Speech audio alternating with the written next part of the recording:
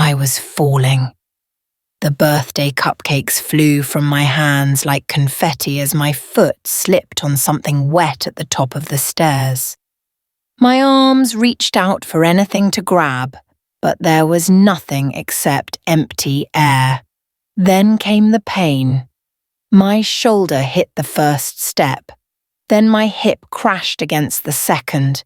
My head bounced off the third step with a crack that echoed inside my skull. Down, down, down I tumbled, my 72-year-old body ragdolling over 12 wooden stairs like a broken toy someone had tossed away. The world spun in flashes of colour and pain. Blue balloons I had hung that morning, the white ceiling I had cleaned yesterday. The brown wooden steps rushing up to meet me again and again. Each impact sent lightning bolts of agony through my bones. Then everything stopped. I was lying at the bottom of the stairs. You sprawled on the cold basement floor like a puppet with cut strings. Cupcakes were scattered everywhere around me. The special ones I had made for my grandson Tommy, with extra chocolate sprinkles because those were his favourites. Now they were smashed, their frosting smeared across the floor in rainbow streaks. I tried to move my hand. Nothing happened. I tried to open my eyes wider. They stayed half closed, showing me only blurry shapes and shadows. I tried to call for help. My mouth would not work. No sound came out. Panic exploded in my chest. Was I dying? What was happening to me? Then I heard footsteps above, multiple pairs of feet rushing across the floor. The birthday party music was still playing loudly upstairs, some cheerful song about celebration and happiness. The sound made everything worse somehow. "Did you hear that crash?" a woman's voice said. It was my daughter-in-law, Patricia. "Yeah, sounded like it came from downstairs," my son Robert answered. Hope surged through me. They were coming. They would help me. Everything would be okay. I heard more footsteps gathering at the top of the basement stairs. Through my half-closed eyes, I could see shadows moving above. Several people were standing there looking down at me. I tried again to move, to speak, to show them I needed help desperately. Nothing. My body was a prison, and I was trapped inside it. "Oh my God, it's Helen!" Beverly's voice rang out. That was my other son, Dennis's wife. "She fell down the stairs." More footsteps rushed over. I could hear gasping and murmuring. They could see me lying here, broken and bleeding. Thank God they would call an ambulance. They would come help me. They would... "Don't worry, she'll be fine." Patricia's voice cut through the air, sharp and dismissive. "Let's celebrate the birthday party first." The words hit me harder than the stairs had. "What?" "But Mum, shouldn't we—" Robert started to say. "Robert, look at her. She's breathing. She's fine. You know how your mother is. Always making everything about her." Patricia's voice was cold, annoyed, like I was a dog that had messed on the carpet. "This is Tommy's special day. We're not going to ruin it because Helen decided to have a dramatic fall." Laughter. Someone actually laughed. "She does have a flair for timing," Beverly said, and I could hear the smirk in her voice. "Remember at Whitney's graduation, she got sick right during the ceremony." That was not true. I had actually been sick that day. Of food poisoning from a restaurant. But I had still gone to support my niece. And this was how they remembered it?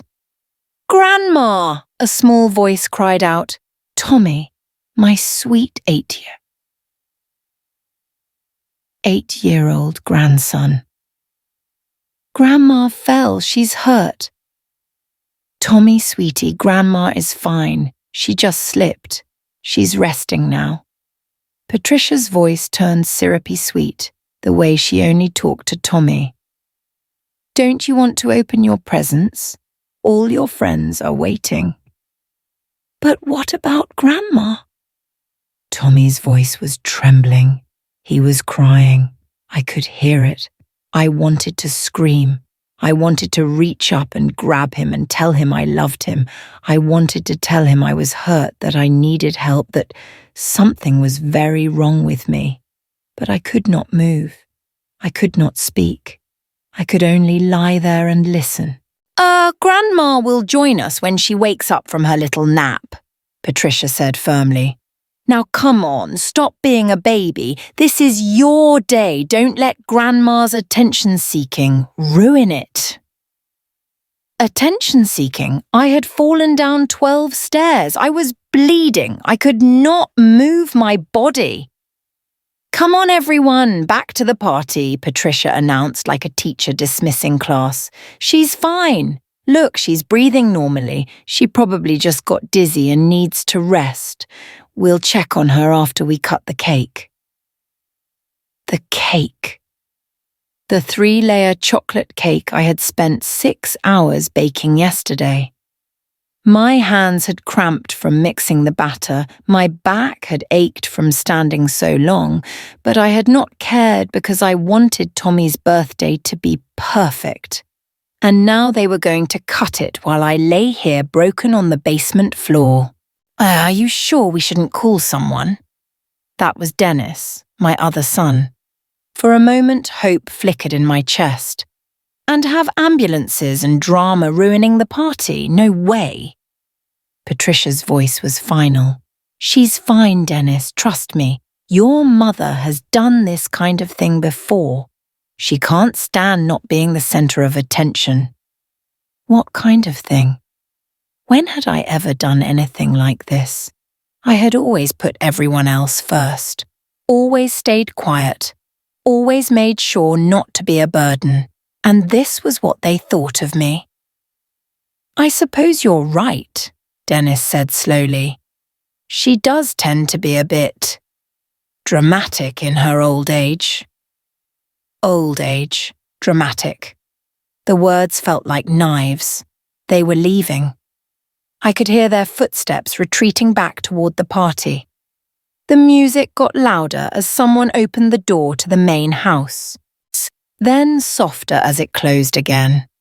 I was alone. Alone at the bottom of the stairs, unable to move, unable to speak, surrounded by smashed cupcakes and birthday decorations. Above me, my family was laughing and celebrating. Below, I was dying for all they knew, and they did not care. A single tear rolled down my cheek. It was the only part of my body I could still feel moving.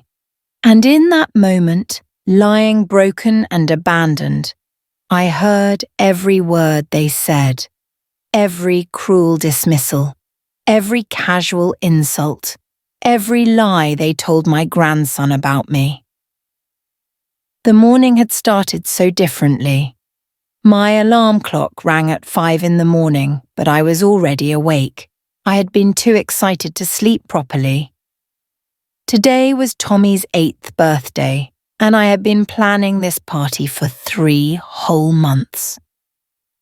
I climbed out of bed, all my joints aching the way they always did these days, and walked to my closet.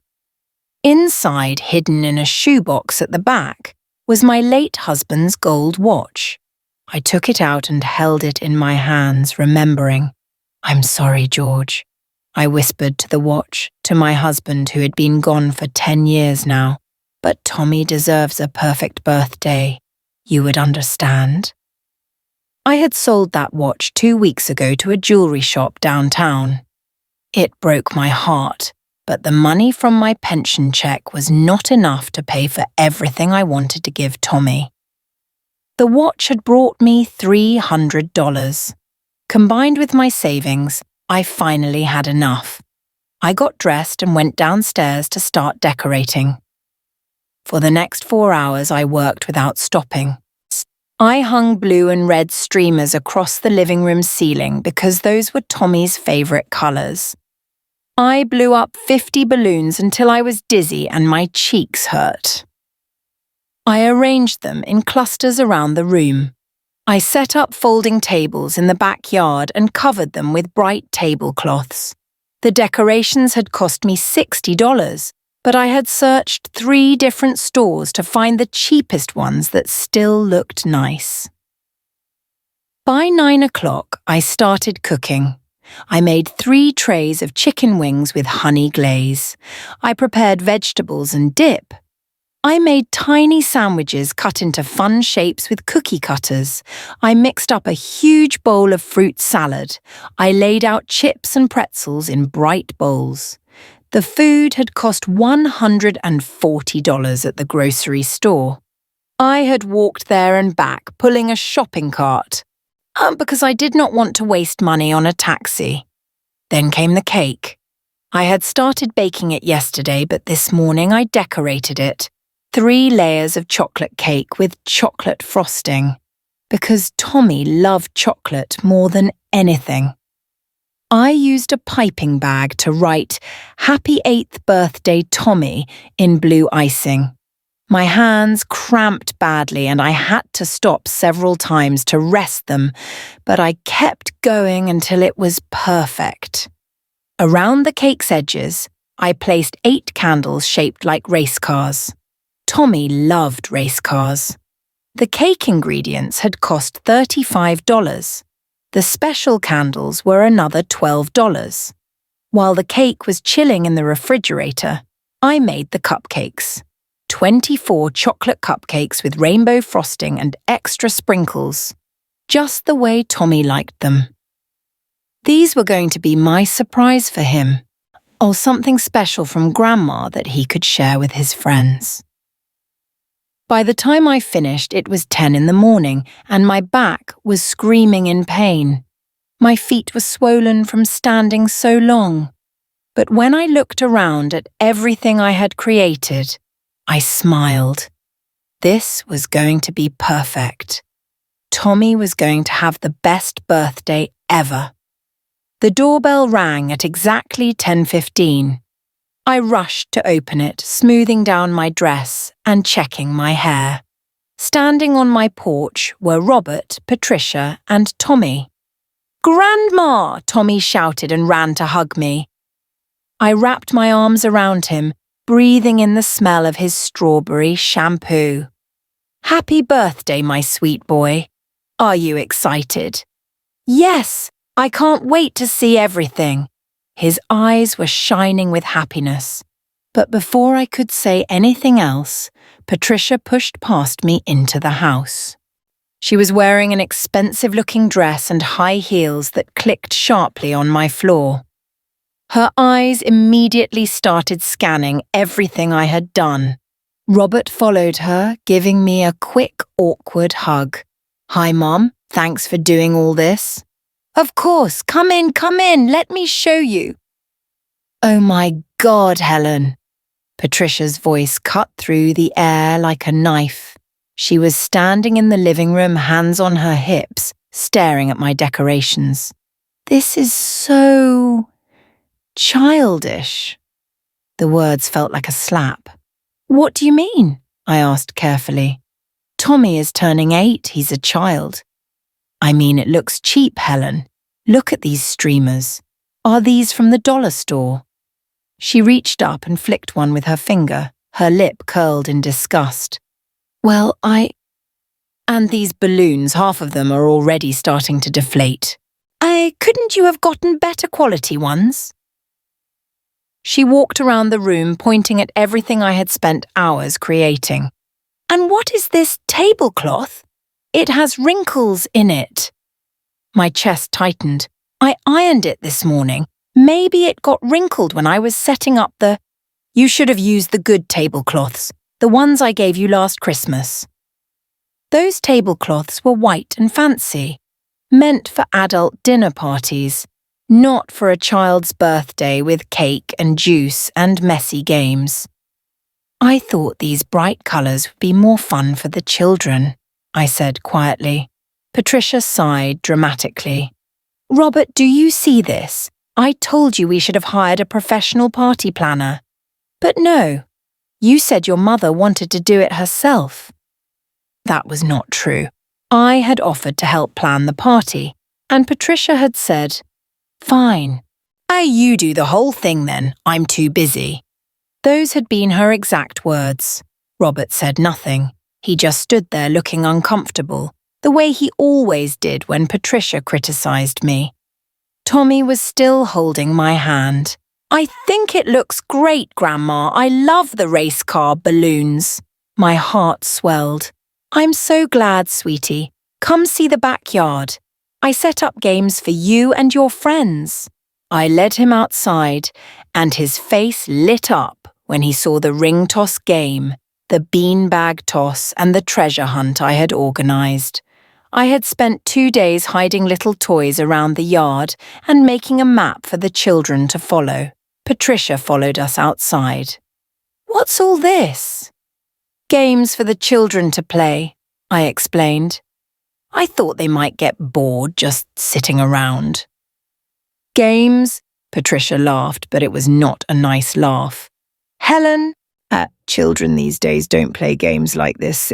They want video games and tablets. This is so outdated. I think the kids will have fun, I said, trying to keep my voice steady. Well, I guess we'll see. Though I'm already worried about how this party is going to look compared to the one Madison had last month. That was at a professional venue with entertainers and a DJ. She pulled out her phone and started typing. I'm going to have to explain to the other mothers why we did it this way. Before I could respond, the doorbell rang again. That must be Dennis and Beverly, Robert said, looking relieved to have an excuse to leave the awkward conversation. I went to answer the door. My other son Dennis stood there with his wife Beverly and their daughter Whitney, who was 16 and glued to her phone. Happy birthday to Tommy, Dennis said loudly, pushing past me into the house. Where's the birthday boy? He barely looked at me. Beverly gave me a fake smile and air-kissed near my cheek without actually touching me. Whitney did not even look up from her phone. Dennis, Beverly, so good to see you, I said. Please come in. I made food. Dennis was already heading for the dining table where I had laid out all the snacks. Wow, Helen, you really went all out, huh? He grabbed a handful of chips and shoved them in his mouth. Must have cost you a fortune. Oh, it wasn't too bad, I said, not wanting to mention how I had sold George's watch. Well, speaking of money... Dennis moved closer to me, lowering his voice. Have you thought any more about my business proposal? My stomach sank. Dennis had been bothering me for 6 months about this. He wanted me to sell my house and give him money to invest in some business venture he kept talking about. Dennis, I told you, this is my home. I'm not selling it. But Mum, think about it. This big house, just you rattling around in it. You could sell it, make good money, move into a nice little apartment somewhere, give me the investment money I need, and when my business takes off, I'll pay you back double. I don't want to sell my house, I repeated firmly. You're being stubborn, he said, his voice getting harder. And selfish, honestly. You're sitting on all this money while your own son is struggling to make something of himself. Dennis was not struggling. He had a good job as a manager at a car dealership. He just wanted more, and he wanted me to give it to him. We can talk about this another time, I said. Today is about Tommy. Dennis grabbed another handful of chips, giving me a look that said this conversation was not over. Then he walked away to join the others. I went to the kitchen to check on things. Beverly followed me. Helen, dear, she said in that sweet voice she used when she wanted something. "I was wondering if you had any more of those nice towels you got last year. The Egyptian cotton ones. I could really use some for my guest bathroom." "Those were a gift from my friend," I said. "I only have the one set." "Oh, well, you barely have guests anyway. I could really use them. My sister is visiting next month and I want everything to be nice." "I'd like to keep them, Beverly." She frowned but did not push it. Instead, she looked around my kitchen with a critical eye. "You know, this kitchen is so outdated. Have you thought about renovating? It would really increase your property value. Of course, that's only useful if you're planning to sell." She trailed off meaningfully. "They all wanted me to sell my house. I could see it clearly now. They wanted my money, my property, my things, but they did not want me." Guests started arriving at 11 o'clock. Children from Tommy's school, their parents, neighbours, friends of the family. I greeted everyone with a smile, took their coats, showed them where to put the presents. Tommy was running around excitedly with his friends, and seeing his happiness made all the work worth it. But nobody thanked me. Nobody said, "Helen, this looks wonderful," or "Thank you for putting this together." Instead, they all went to Patricia. "Patricia, oh, what a lovely party," one mother said. "Patricia, you always throw the best events," another gushed, and Patricia smiled and accepted their compliments, not once mentioning that I had done everything, not once saying, "Actually, Helen planned all this." I stood in my own kitchen, watching people eat the food I had cooked, enjoying the decorations I had hung, celebrating in the space I had created, and I was invisible. The morning I had started with such hope and excitement was turning into something else entirely, something that hurt in a way I had not expected, but I pushed the feeling down. This was for Tommy. His happiness was what mattered. I just needed to get through the party.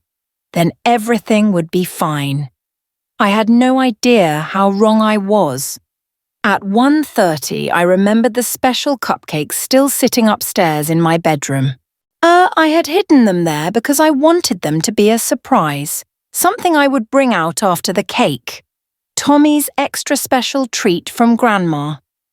"I'll be right back," I told Mrs. Ferguson, my neighbour and only real friend who had just arrived.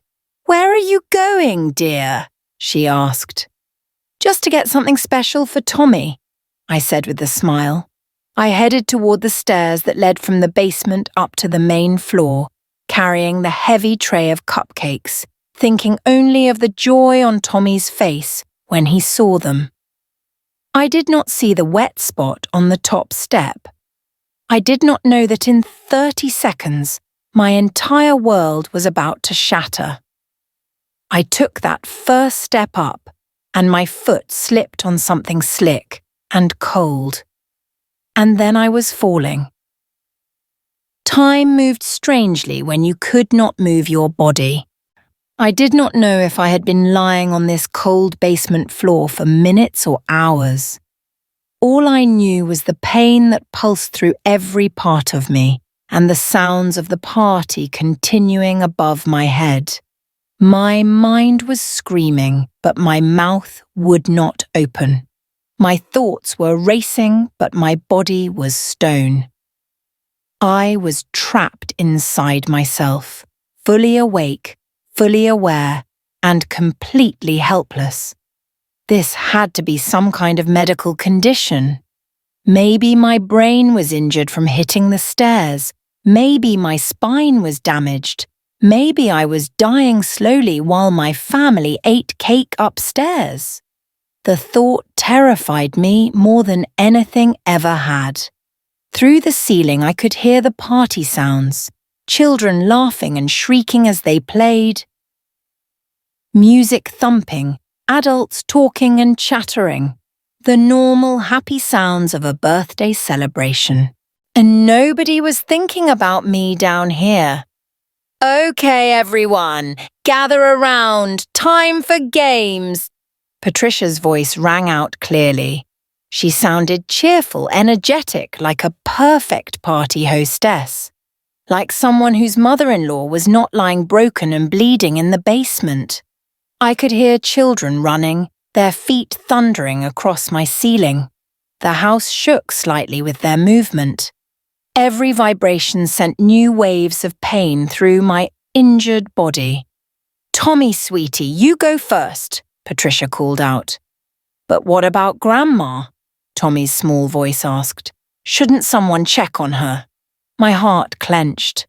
My sweet, kind grandson, the only one who cared. "Tommy, we talked about this." Patricia's voice had an edge to it now. "Grandma is resting. She's fine. Now stop asking about her and enjoy your party, or your friends are waiting." "But Mom..." "Tommy." Patricia's voice went sharp. "Do not ruin your own birthday by being difficult. Grandma would be very upset if she knew you were worrying instead of having fun. Is that what you want? To make Grandma sad?" The manipulation in her words made me sick. She was twisting everything, making Tommy feel guilty for caring about me. "No," Tommy said quietly. He sounded defeated. "Good boy. Now, go play." I heard Tommy's footsteps move away, slow and reluctant. I wanted to cry for him. 8 years old and already being taught that caring about others was wrong, that showing concern was being difficult. What else was Patricia teaching him when I was not around? The party continued. I listened to children playing the games I had set up. I heard them laughing at the treasure hunt I had spent 2 days creating. I heard them enjoying everything I had worked so hard to prepare, and nobody mentioned my name. It was like I had already disappeared. Then I heard footsteps on the stairs. Heavy adult footsteps coming down toward me. Hope exploded in my chest. Someone was coming. Someone was finally going to help me. The footsteps reached the bottom of the stairs. Through my half-closed eyes, I could see a shape moving. A man. I tried desperately to make a sound, any sound, to show I was conscious and needed help. Nothing came out. The shape moved closer, and I recognized the shoes. Expensive leather dress shoes. Dennis, my son was here. He would help me, he would call an ambulance, everything was going to be okay. But Dennis did not kneel down beside me. He did not check my pulse, or call for help. Instead, he stepped over my body like I was a piece of furniture in his way, his phone pressed to his ear. "Yeah, I'm looking at the property now," he said into the phone. His voice was casual, businesslike. "It's a great location, prime real estate, probably worth about 400,000 in the current market." He was talking about my house, my home. "The old woman can't last much longer," Dennis continued, walking around the basement, his voice echoing off the walls. "She's 72, and between you and me, she's not in great health. My brother's too weak to fight me for the inheritance. Once she's gone, I'll have control of the sale." Once she's gone. I was lying right here, right in front of him, and he was planning my funeral. "Yeah. Or we could definitely develop this lot," Dennis went on. "Tear down the old house, build something modern, or sell as is to a developer. Either way, we're looking at a significant profit." Tear down my house. The house I had lived in for 43 years. The house where I had raised my children. The house where my husband had died in my arms. the house filled with every memory I had. Dennis wanted to erase it all for money. "I've been working on her to sell before she dies," Dennis said, "but the stubborn old bat won't budge, keeps saying it's her home." He laughed. "Like she needs a 4-bedroom house at her age. It's just selfishness, really." Selfishness. He thought I was selfish for wanting to keep my own home. "But don't worry," Dennis continued. "Nature will take its course soon enough. And my brother Robert will sign whatever I put in front of him. He always does. His wife Patricia's already on board with the plan. She can't stand the old woman anyway." The words kept stabbing into me. Each one a fresh wound. Patricia hated me. Robert would betray me. Dennis was counting down the days until I died. These were my sons, the babies I had raised, the children I had sacrificed everything for. Dennis finished his phone call and started walking back toward the stairs. As he passed my body again, he paused. For one moment, I thought maybe he would feel something. Maybe some small part of him would remember that I was his mother. "Honestly, this might be a blessing," he muttered to himself. "A fall at her age, if it's bad enough, could solve a lot of problems." Then he stepped over me again and walked up the stairs. He left me there without a backward glance. I would have vomited if my body had been working. The cruelty of it, the coldness, the calculation. My own son had just looked at my possibly dying body and saw it as convenient. Above me, the party sounds changed. People were singing. "Happy birthday to you, happy birthday to you, happy birthday dear Tommy, happy birthday to you." The singing was loud and cheerful. I could pick out individual voices. Patricia singing enthusiastically, Robert's deeper voice joining in, children's high voices all together, Beverly's warbling tone, even Dennis, who had just been planning my death, was singing along, and they were singing over the cake I had baked. The cake I had spent 6 hours making because I wanted it to be perfect for my grandson. "Make a wish, Tommy," someone called out. "What did you wish for?" another voice asked. "I can't tell or it won't come true," Tommy said, but his voice still sounded sad. "But I hope Grandma is okay." "Tommy," Patricia's voice was sharp again. "Stop it. Right now. Grandma is fine. You're embarrassing me in front of our guests." Embarrassing her. My grandson's love and concern for me was an embarrassment.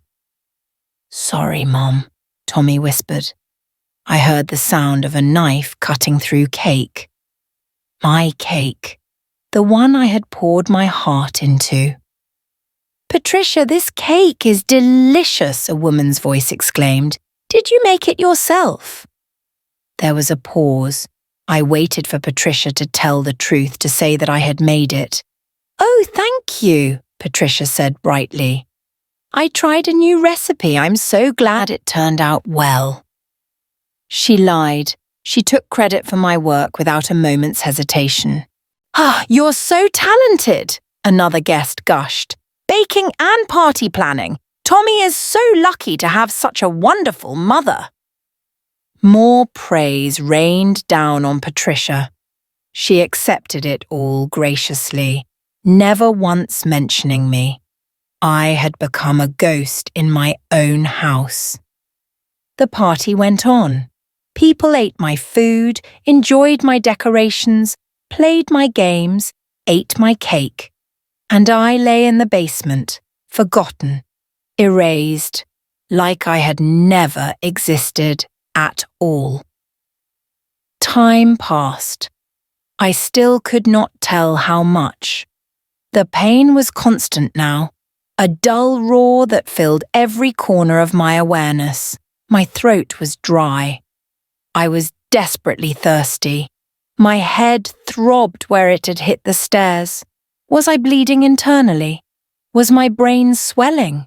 Was I dying? Nobody cared enough to find out.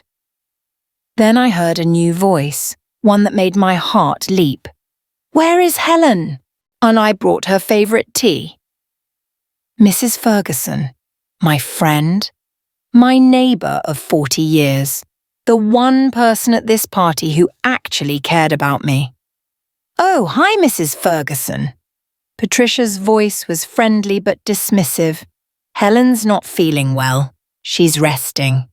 "Resting? What happened? Is she sick?" "Just a little dizzy spell. Nothing serious. She's lying down." "I should go check on her. Where is she?" No, don't disturb her," Patricia said quickly. "She needs rest. You know how older people get. She'll be fine." "Well, I'd still like to just peek in and make sure—" "Mrs. Ferguson, really, it's not necessary. Why don't you have some cake instead?" There was a pause. I could imagine Mrs. Ferguson's face, suspicious and concerned. She knew me better than anyone here. She would know something was wrong. "Please," I thought desperately. "Please check on me. Please don't let them turn you away." "I really think I should see her," Mrs. Ferguson insisted. "Helen and I are very close.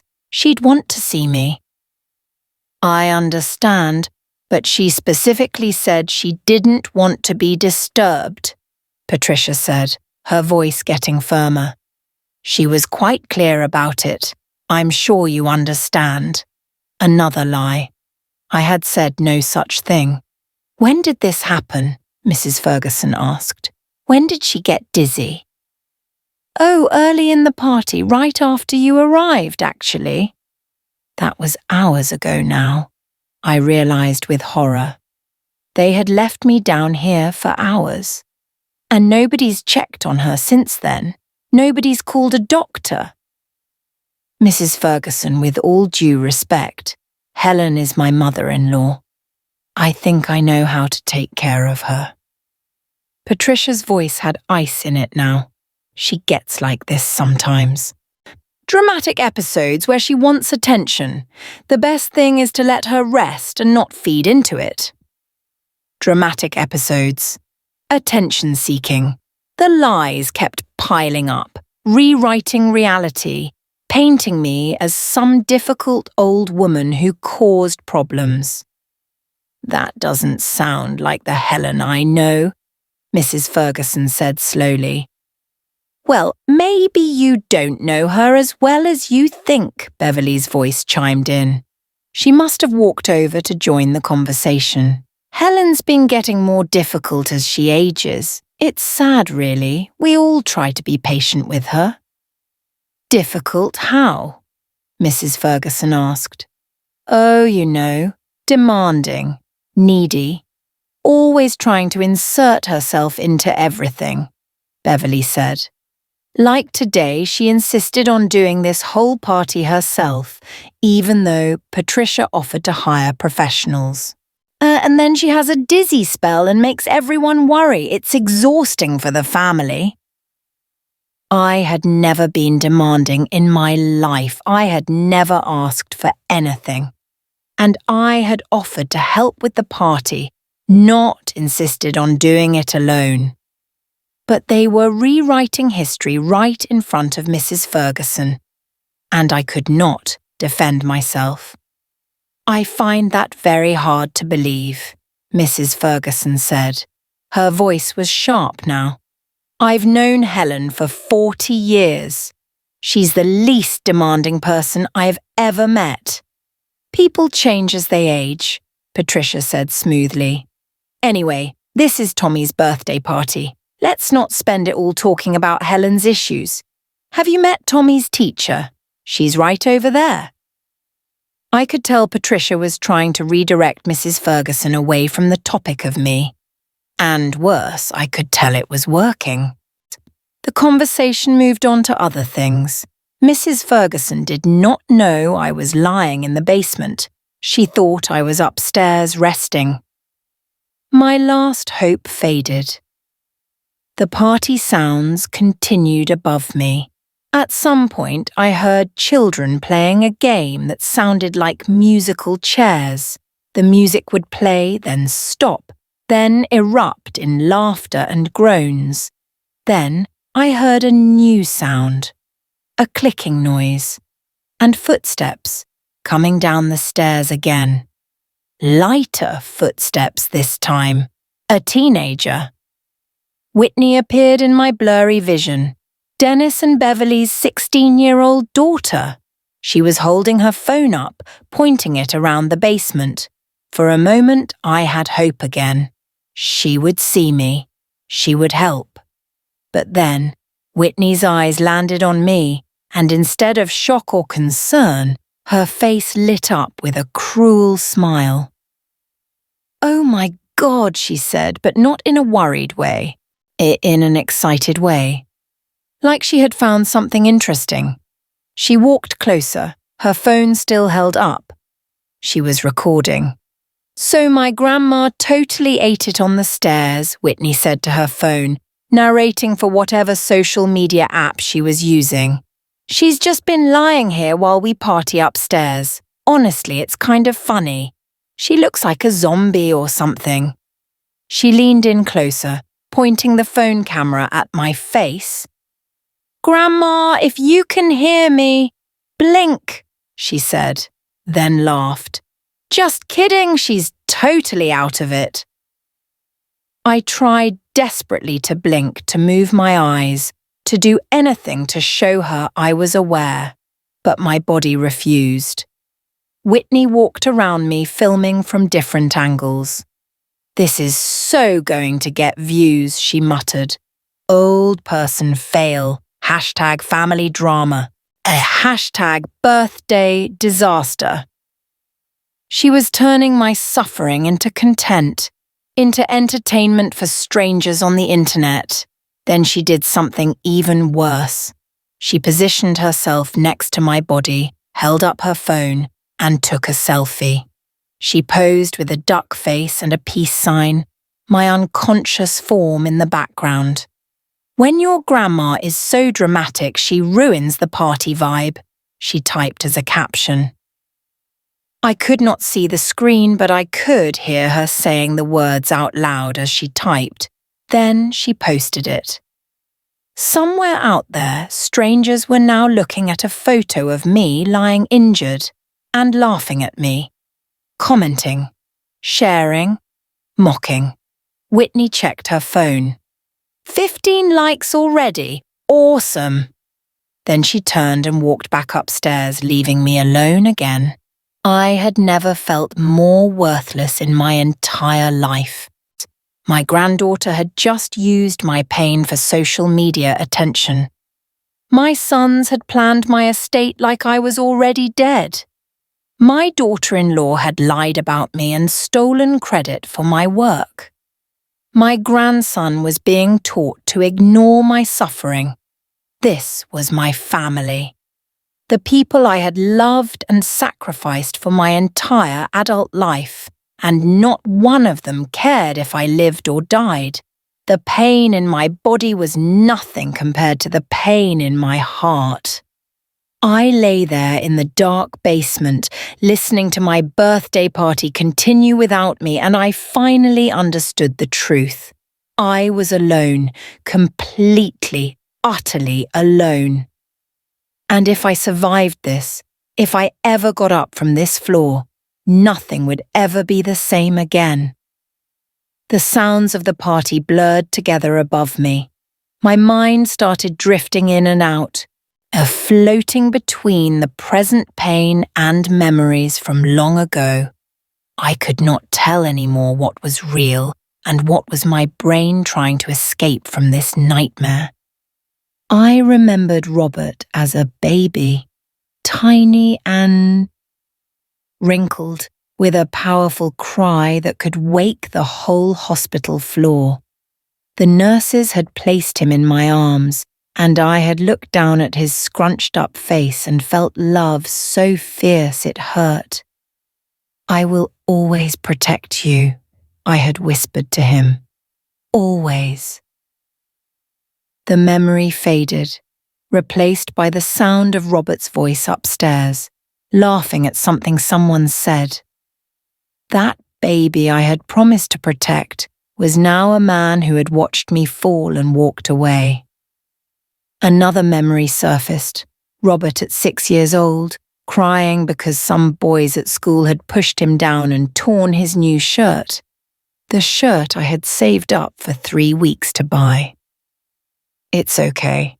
You sweetheart," I had told him, holding him close. "Bullies are just scared people who hurt others to feel strong.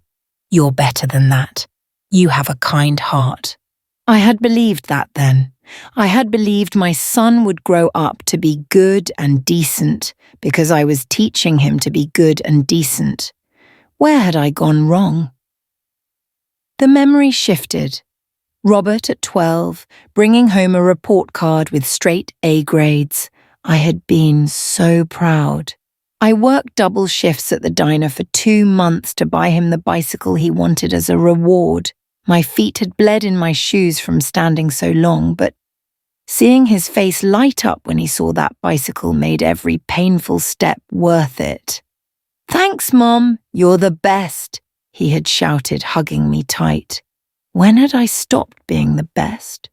When had I become the burden? My mind drifted further back. The day my husband George died. A heart attack, sudden and cruel. He had been only 48 years old. I was 32, suddenly alone with 2 young sons. I remembered standing at his funeral, holding Robert's hand on one side and Dennis's on the other. Both boys crying, both looking to me to make sense of a senseless thing. "I've got you," I had told them. "I'll take care of you, I promise." And I had kept that promise. I worked 3 jobs to keep the house. I went without new clothes for years so they could have nice things. I ate small portions at dinner so they could have seconds. Every decision I made was for them. The insurance money from George's death had been enough to keep us afloat for a while, but it ran out. I used my own savings to send Robert to college. He wanted to study business. I gave him everything I had. Why Dennis had not wanted college, he wanted to start working right away, making money. I had helped him too, co-signing his first car loan, giving him money for his first apartment's deposit. I had split everything equally between them, always fair, always careful not to show favoritism. And this was my reward. 2 sons who saw me as an obstacle between them and my money. Another memory came, more recent. 5 years ago, when Dennis first started asking about the house. "Mum, you're getting older," he had said.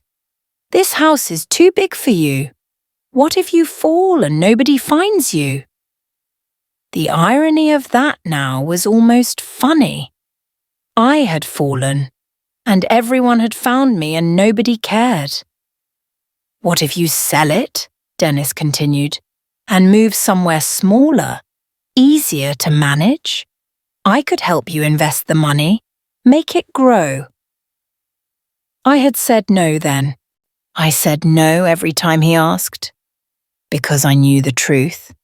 Dennis did not want to help me invest. He wanted the money for himself. The memories kept flooding through my damaged mind. Robert's wedding to Patricia, 8 years ago. I had been so happy for him. Patricia seemed nice at first, polite, well-dressed, educated.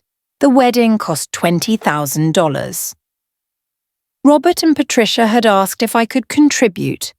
I gave them $15,000, almost all of my savings at the time. "This is so generous, Helen," Patricia had said, smiling at me.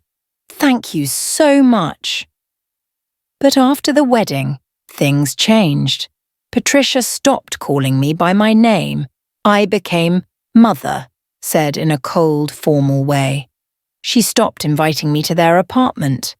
When I called to say hello, she would make excuses to get off the phone. Patricia's just adjusting to married life, Robert had said when I mentioned it. Give her time. I gave her time, 8 years of time, and the coldness only grew. Then Tommy was born. The memory of holding my grandson for the first time pushed through the darkness.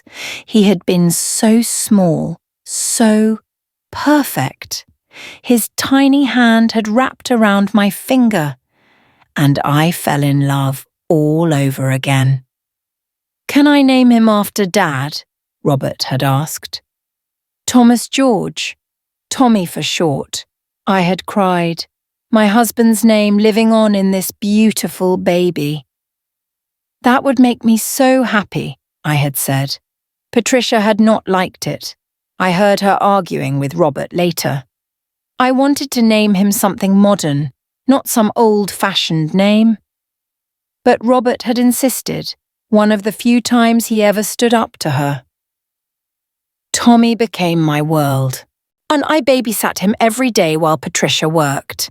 I changed his diapers, gave him bottles, sang him lullabies. I was there for his first steps, his first words.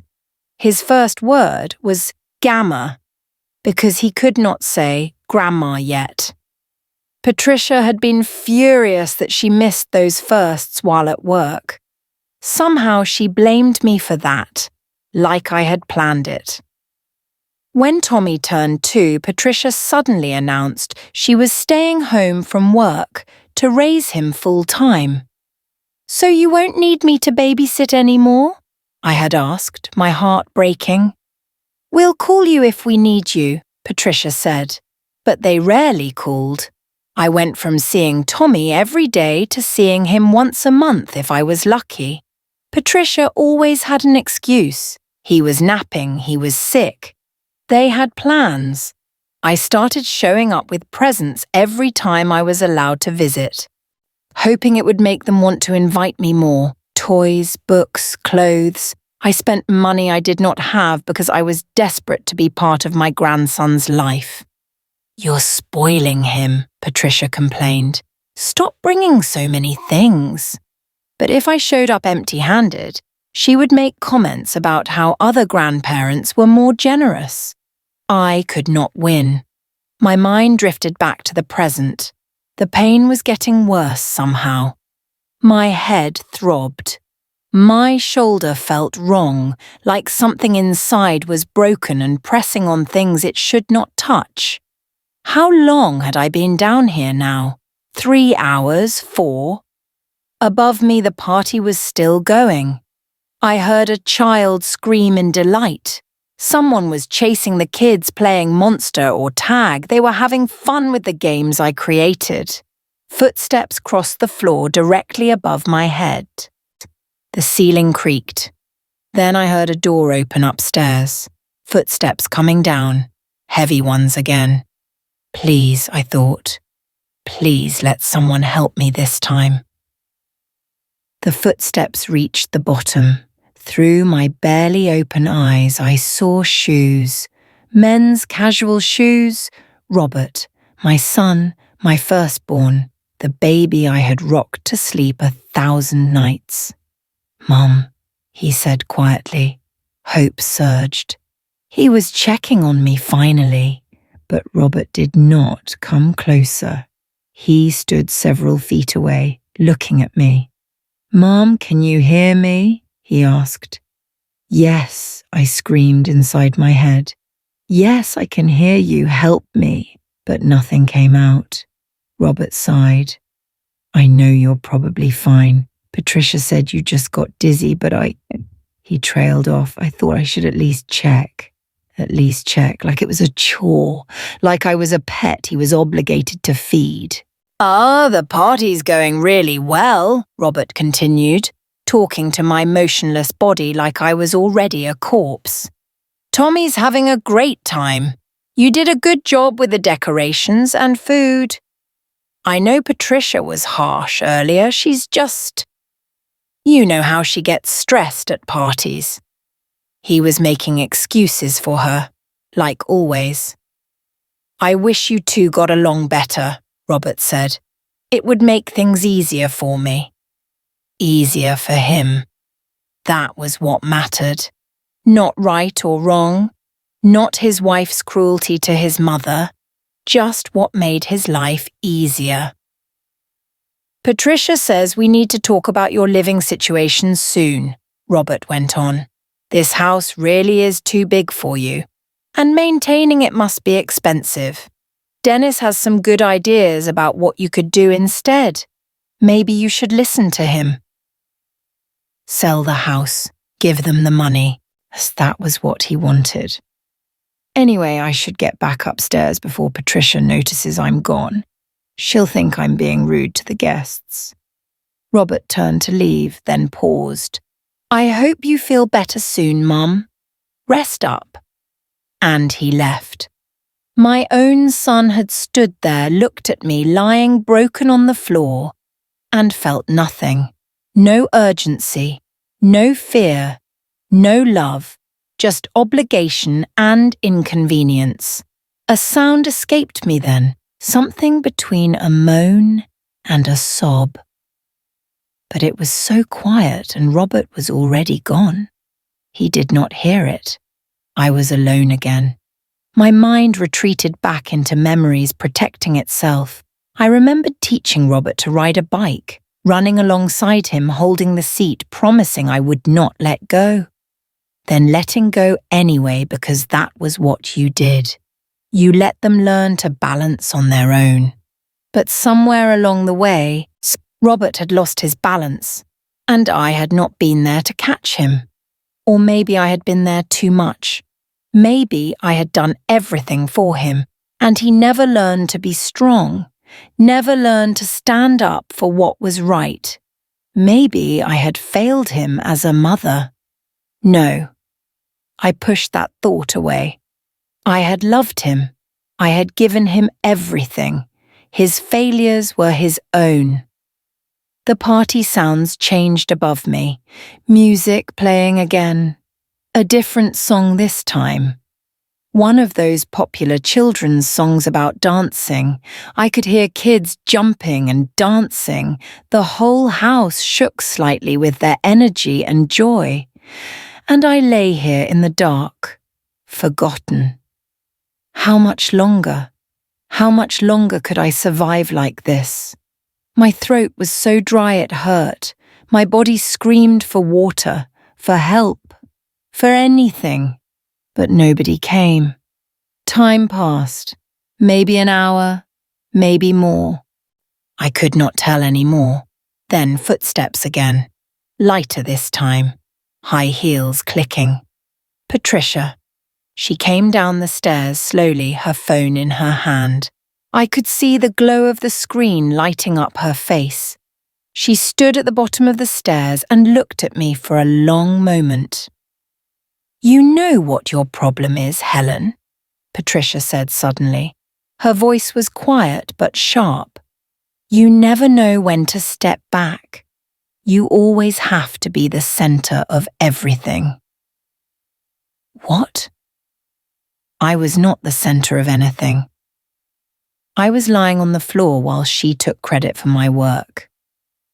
This party was supposed to be my chance to show everyone what a good mother I am, Patricia continued.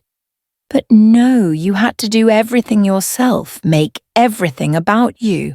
And now you're down here making everyone making everyone talk about you instead of about Tommy. She was insane. I had not asked for this. I had not thrown myself down the stairs for attention. Robert feels guilty, Patricia said. He keeps wanting to come check on you. Do you know how annoying that is?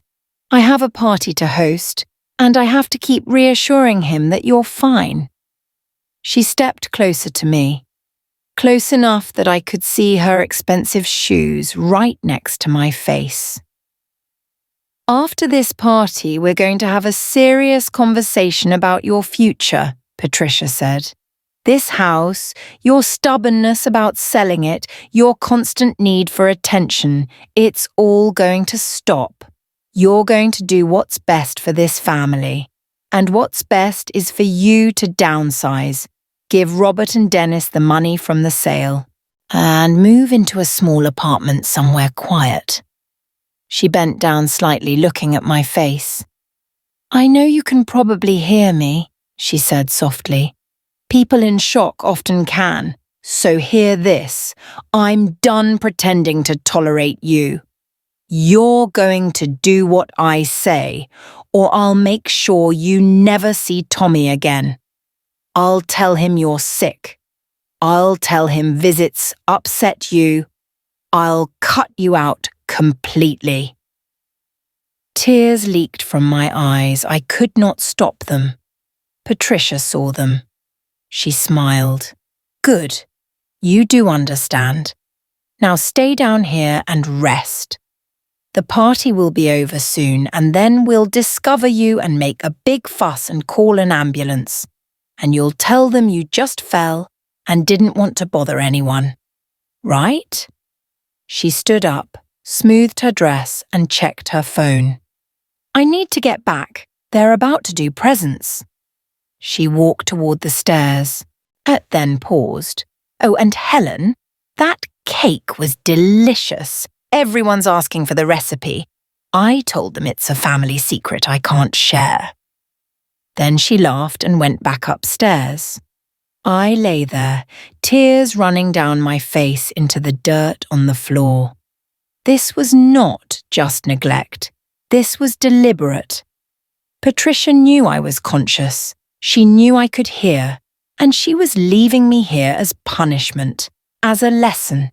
She was teaching me my place. Above me, I heard excited children's voices. Present time, present time. They were opening the gifts now, all those presents piled on my dining room table, all those bright packages I had helped organize and arrange. Tommy would be sitting in the center, surrounded by friends and family, ripping open paper and pulling out toys. And I was down here, alone in the dark, crying silent tears that nobody would ever see. My mind started to crack then, just a little. The pain, the betrayal, the cruelty. It was too much. I had spent my entire life being good, being kind, being selfless, putting everyone before myself, sacrificing everything for my family. And this was what it got me. Lying on a basement floor, discarded like trash, while the people I loved most celebrated above me. Something changed inside me in that moment. Something fundamental. If I survived this, I would never be the same person again. The Helen who put everyone first, who swallowed her hurt, who stayed quiet to keep the peace, that Helen was dying on this floor. And I did not know yet who would rise in her place. But I knew one thing with absolute certainty. If I got up from this floor, there would be a reckoning. They thought I was helpless. They thought I was weak. They thought I was just a sad old woman they could use and discard. They were about to learn how wrong they were. Time had lost all meaning. I did not know how long I had been lying on this cold basement floor anymore. The pain had become part of me, a constant companion that I almost stopped noticing. Almost. My body felt like it was shutting down piece by piece. My fingers were cold. My toes were numb. The thirst was unbearable now, worse than the pain. My tongue felt swollen in my mouth. Was this what dying felt like? This slow fading away while life continued somewhere above you. The party sounds had changed. There was less running and shrieking now. The energy was winding down. I could hear adults talking more, children getting tired and whiny. It must be late afternoon. Yet the party had started at 11. How many hours had passed? 5? 6? Then I heard a voice that cut through everything else. "But I really need to see Helen." Mrs. Ferguson again. "I've been here for hours and she still hasn't come out. That's not like her at all." "Mrs. Ferguson, I've told you several times now," Patricia started, her voice tight with annoyance. "I don't care what you've told me," Mrs. Ferguson interrupted. "Helen is my best friend. She would never miss Tommy's entire party. Something is wrong and I'm going to find her." "She's sleeping," Patricia said louder now. "For God's sake, why won't you listen?" "Where is she sleeping?" Mrs. Ferguson demanded. "Show me." There was a pause. I could imagine Patricia's face trying to think of what to say.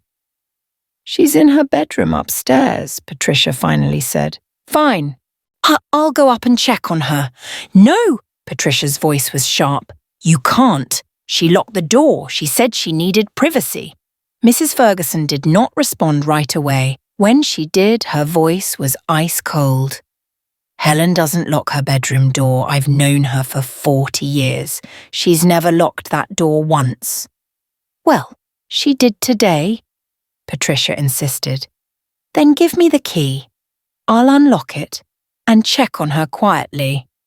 If she's sleeping peacefully, I'll leave her alone." "I don't have the key. She locked it from the inside." The lies kept piling up, getting more and more ridiculous. "Patricia," Mrs. Ferguson's voice was hard now. "Where is Helen? And don't lie to me again. How dare you call me a liar in my own home? This isn't your home, it's Helen's home." The words hung in the air. I wished I could see Patricia's face. "I think you should leave," Patricia said coldly. "I'm not leaving until I see Helen." "Then I'll have you removed. Robert, get over here." Footsteps. Robert's voice. Confused. "What's going on?" "Mrs. Ferguson is being extremely rude and refusing to leave," Patricia said. "I'm refusing to leave until someone shows me Helen," Mrs. Ferguson corrected. "Your mother has been missing from this party for hours. Where is she?" "She's resting," Robert said, but he sounded uncertain. "She got dizzy earlier. When was the last time anyone actually saw her? Checked on her? Made sure she was all right?" Silence. "That's what I thought," Mrs. Ferguson said. "You don't actually know if she's all right, do you?" "Of course she's all right," Patricia snapped. "She's just being dramatic. She does this." "No, she doesn't." "Helen is the least dramatic person I know." Mrs. Ferguson's voice got louder, addressing everyone in the room now. "Did anyone actually help Helen when she got dizzy? Did anyone call a doctor? Did anyone stay with her to make sure she was okay?" More silence. "You people should be ashamed of yourselves," Mrs. Ferguson said. "That woman spent months planning this party. She spent her last dime making it perfect for her grandson, and when she got sick, you just left her somewhere and kept celebrating?" "It wasn't like that," Robert said weakly. "Then what was it like? Explain it to me." "Mom didn't want to make a fuss," Robert said. "She told us to keep going with the party." Another lie. I had not told them anything. I could not speak. "Where is she right now?" Mrs. Ferguson asked. "Right this second." "Where is Helen?" Nobody answered. "You don't know, do you?" Mrs. Ferguson's voice was filled with disgust. "You don't actually know where she is." "She's somewhere in the house resting," Patricia said defensively. "Show me." "I don't have to show you anything. Get out of my house." "Helen's house," Mrs. Ferguson corrected again, "and I'm not leaving. If you won't help me find her, I'll search every room myself. Robert, do something, Patricia hissed. But Mrs. Ferguson was already moving. I could hear her footsteps, quick and determined, moving through the house. Helen, Helen, where are you? She called out. She was checking the kitchen. I could hear cabinets opening and closing. Then the living room. Then she went upstairs, her footsteps creaking on the old wooden stairs. Helen, honey, it's me. Where are you? She was checking the bedrooms, the bathroom, the guest room. Patricia and Robert were following her. Mrs. Ferguson, this is completely inappropriate, Patricia was saying. You can't just barge through our home like this. Watch me, Mrs. Ferguson replied. She came back downstairs. I could hear her breathing hard, worried now. She's not up there, Mrs. Ferguson said. Where else could she be? Then her voice changed, got quieter. The basement. Have you checked the basement? Why would she be in the basement? Patricia said too quickly. I don't know. Why would she be? Mrs. Ferguson's footsteps were moving, searching for the basement door. There's nothing down there, Patricia said, just storage. Then you won't mind if I check. Mrs. Ferguson, stop. Patricia's voice was getting desperate now. Hey, you're ruining Tommy's party. You're scaring the children. But Mrs. Ferguson had found the door. I heard it open. Helen, are you down here? She started down the stairs. Each footstep brought her closer. Please, I thought. Please see me. Please help me. Mrs. Ferguson reached the bottom step and gasped. Oh, dear God! Helen! She rushed over and dropped to her knees beside me. Her hands touched my face gently, checking my pulse at my neck. Helen, can you hear me? Oh, honey, what happened? I tried to move, to speak, to do anything to show her I was conscious. My finger twitched slightly. It was all I could manage. Mrs. Ferguson saw it. Her eyes widened. You can hear me, she whispered. You're aware, oh Helen. She looked up at the stairs where Patricia and Robert had appeared, standing at the top, looking down. So, how long? Mrs. Ferguson's voice was shaking with rage. How long has she been lying here? Nobody answered. How long? Mrs. Ferguson shouted. I don't know, Patricia said. Maybe an hour?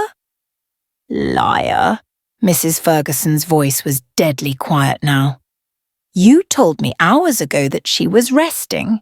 She's been down here the whole time, hasn't she? The whole party, while you people ate and celebrated upstairs. It's not what you think, Robert started. What I think is that you left your mother lying injured on a basement floor for hours while you had a party. What I think is that this is elder abuse. What I think is that I should call the police right now. Mrs. Ferguson pulled out her phone. Wait. Patricia came down the stairs quickly. Don't call anyone. Let me explain.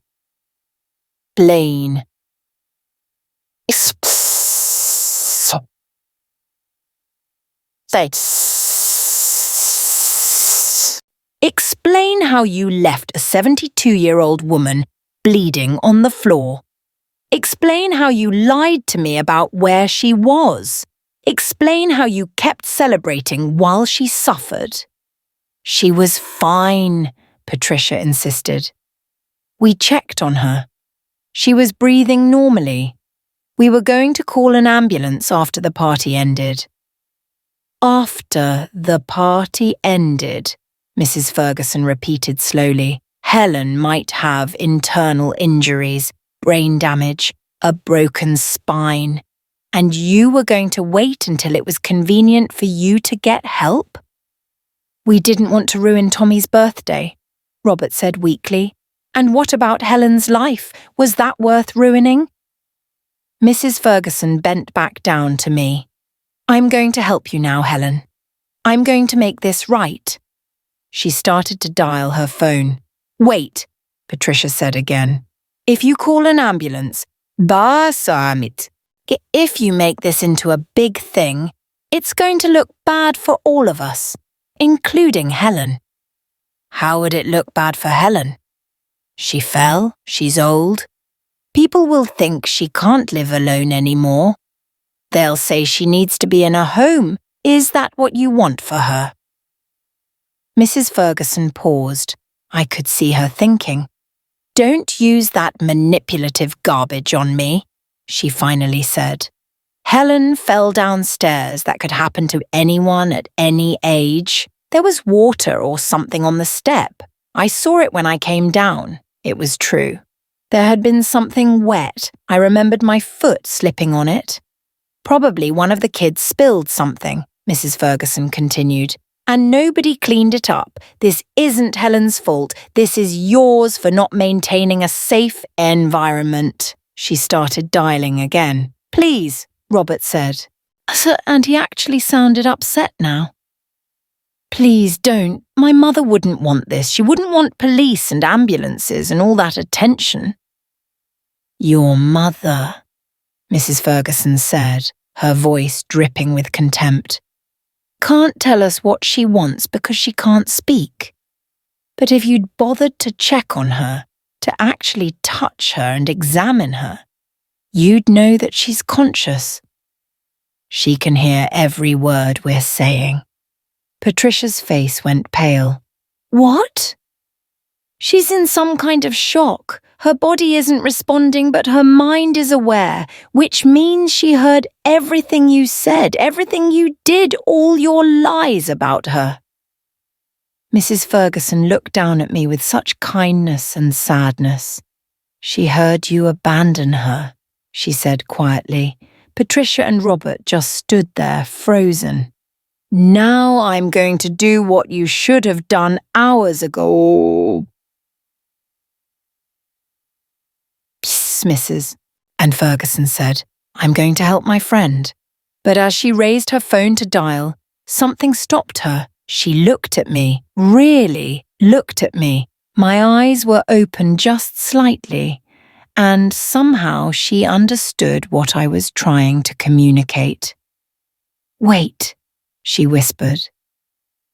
Helen, do you want me to call for help right now? I could not nod, could not speak, but I moved my finger again deliberately. A tiny movement, but she saw it. Or, Mrs. Ferguson's voice got quieter, more thoughtful. Do you want to wait? Do you want to hear more? Another finger movement. Mrs. Ferguson's eyes narrowed. She understood. You're not just injured, she whispered so quietly that only I could hear. You're gathering information. You're learning who they really are. The smallest movement of my finger. Yes. Mrs. Ferguson stood up slowly, turning to face Patricia and Robert. Her phone was still in her hand, but she did not dial. I'm not calling yet, she announced. Relief flooded their faces. But not for you, Mrs. Ferguson continued. For Helen. I'm going to do what Helen wants me to do. What does that mean? Patricia asked suspiciously. It means I'm going to make you comfortable, Helen, Mrs. Ferguson said, looking down at me. I'm going to get you a pillow and a blanket. I'm going to put something soft under your head.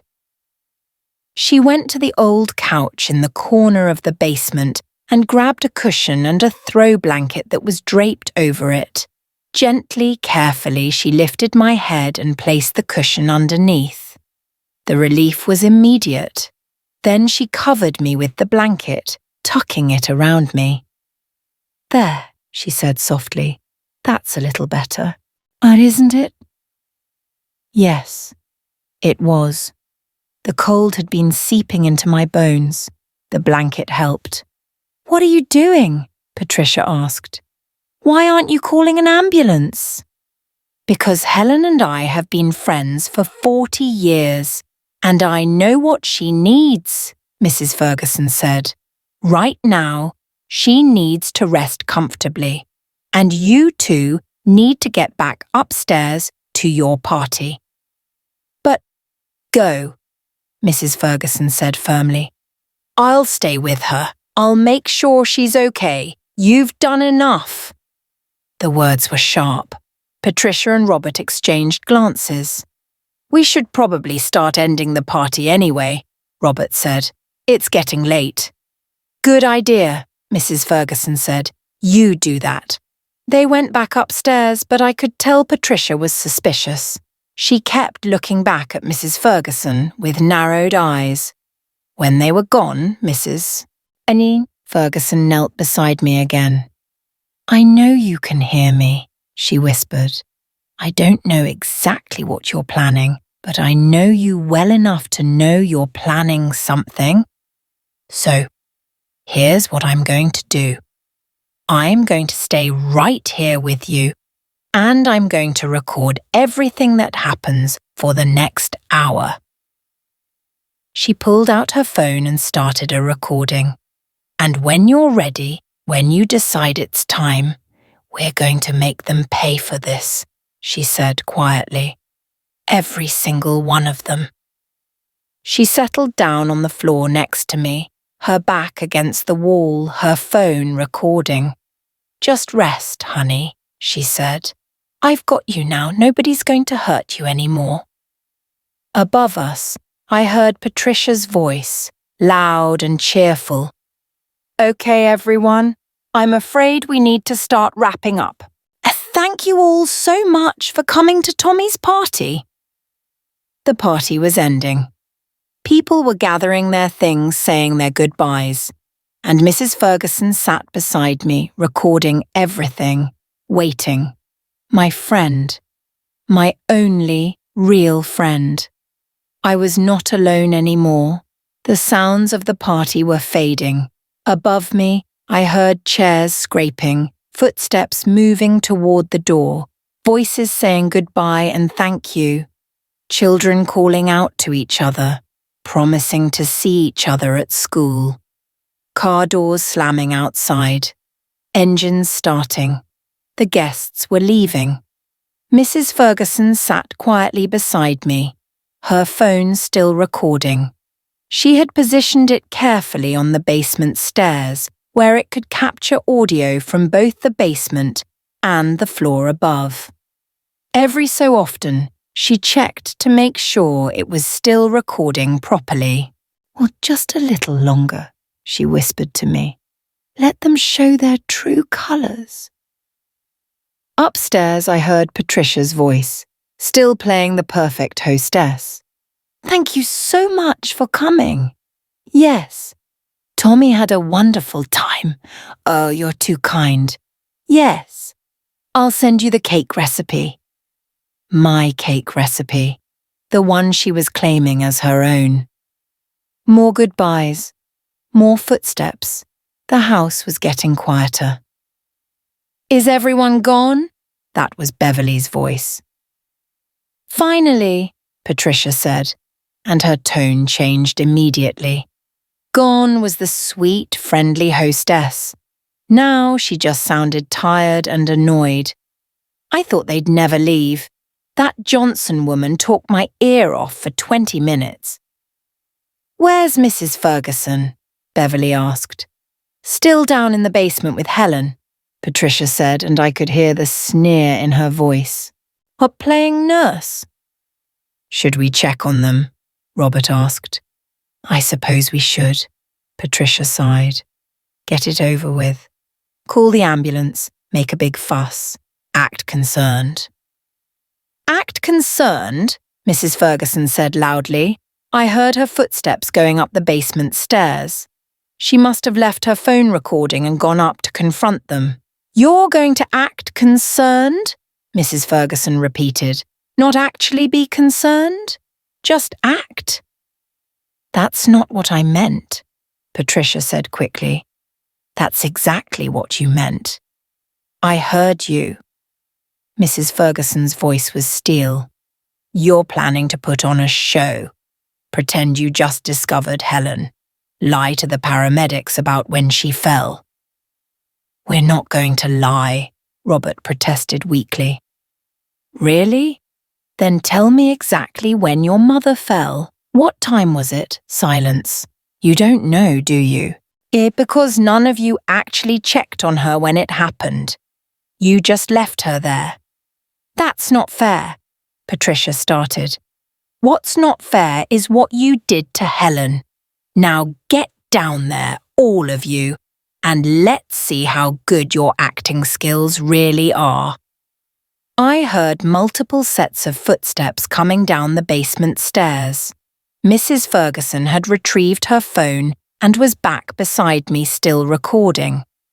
Patricia appeared first, followed by Robert, then Dennis and Beverly and Whitney, all of them standing there, looking down at me.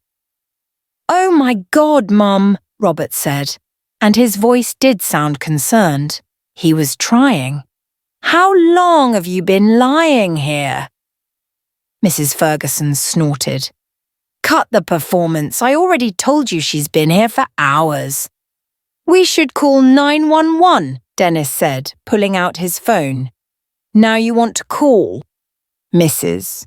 Huff Ferguson said, after the party's over, after all the guests have left, how convenient. What's that supposed to mean? Beverly asked defensively. It means you people didn't want ambulances and emergency responders ruining your precious party. You didn't want people asking questions about why Helen was lying in the basement while you celebrated upstairs. That's not true, Patricia said, but her face was red. Then why didn't you call when she first fell? Mrs. Ferguson demanded. We thought she was fine, Patricia insisted. You thought wrong, and you didn't bother to check properly. You just assumed and went back to your party. Robert knelt down beside me. Mum, can you hear me? It's Robert. I wanted to scream at him. Of course I could hear him. I had heard everything, every cruel word, every lie, every betrayal. My finger twitched slightly. She moved, Robert said. Did you see that? Her finger moved. She's been conscious this whole time, Mrs. Ferguson said coldly, aware of everything. Unable to move or speak, but hearing every single word you people said. The colour drained from Patricia's face. Everything? She whispered. Everything, Mrs. Ferguson confirmed. Patricia's eyes went wide. She was remembering her visit to the basement earlier, the threats she had made, the things she had said about cutting me off from Tommy. We need to call an ambulance, Robert said, his voice shaking now. Right now. Oh, now you're in a hurry, Mrs. Ferguson said. Now that you realise she heard you discussing selling her house, heard you planning her estate like she was already dead. Dennis stepped forward angrily. How dare you? We love our mother. We would never. I have recordings, Mrs. Ferguson said simply. Everyone froze. What? Dennis said. Recordings. On my phone. Of everything that was said at this party, including your phone conversation about selling this house, Dennis, including Patricia's instructions to Robert to make sure their story is straight, including all of you leaving Helen alone while you ate and celebrated. The basement went completely silent. Even Whitney looked up from her phone, eyes wide. You can't record people without their permission, Beverly said. That's illegal. Actually, this is a one-party consent state, Mrs. Ferguson said. I only need my own consent to record conversations I'm part of or witnessing. And everything I recorded is perfectly legal evidence. Evidence of what? Patricia asked. A voice barely above a whisper. Elder abuse, neglect, emotional cruelty, financial exploitation. Take your pick. Mrs. Ferguson's voice was calm, but her eyes were blazing. I have everything I need to ruin all of you.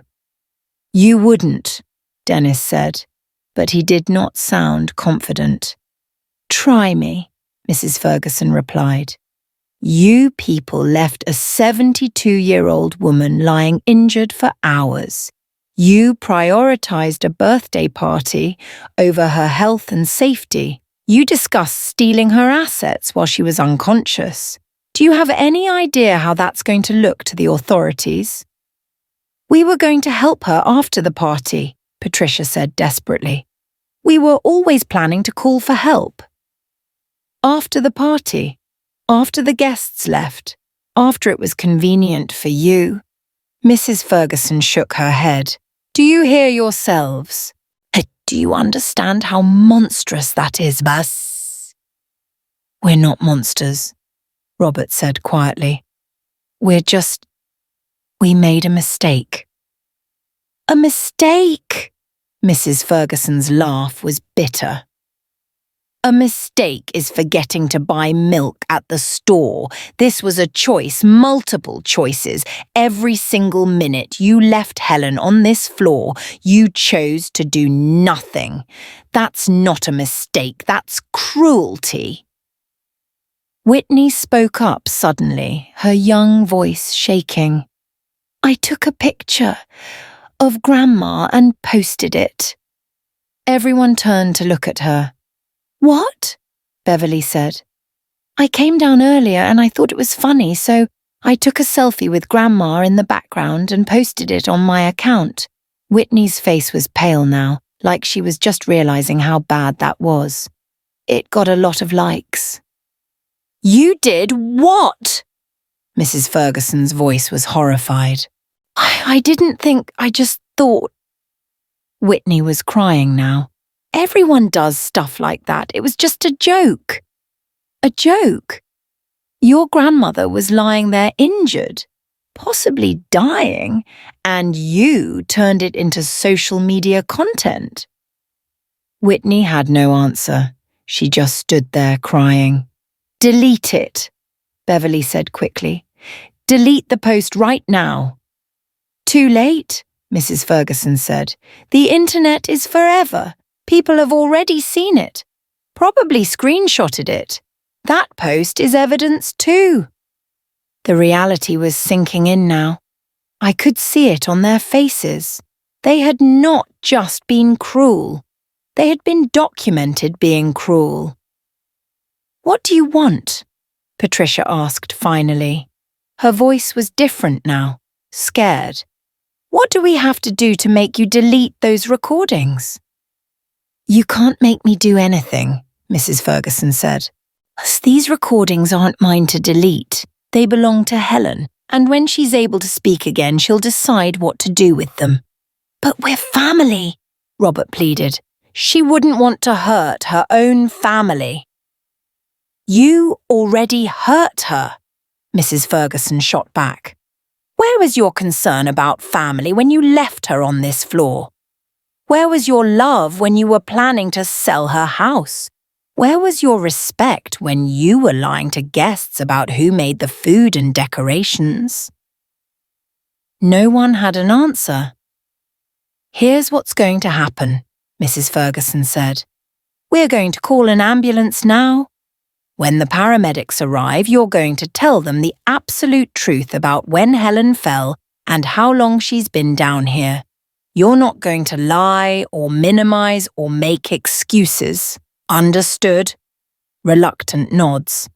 And then, when Helen is recovered and able to speak, you're going to have a conversation with her about your futures. Because right now, with these recordings, she has all the power, not you.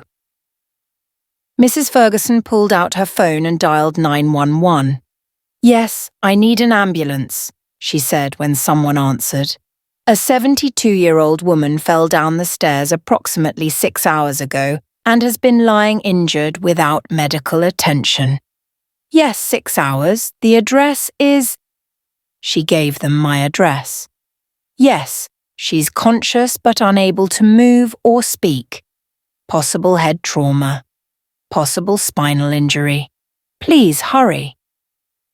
She hung up and looked at the family standing around us.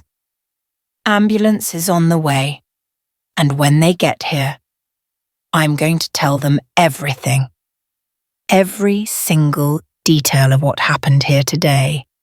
You'll destroy our family, Beverly said. No, Mrs. Ferguson corrected. You destroyed this family. I'm just making sure there are consequences. We waited in tense silence.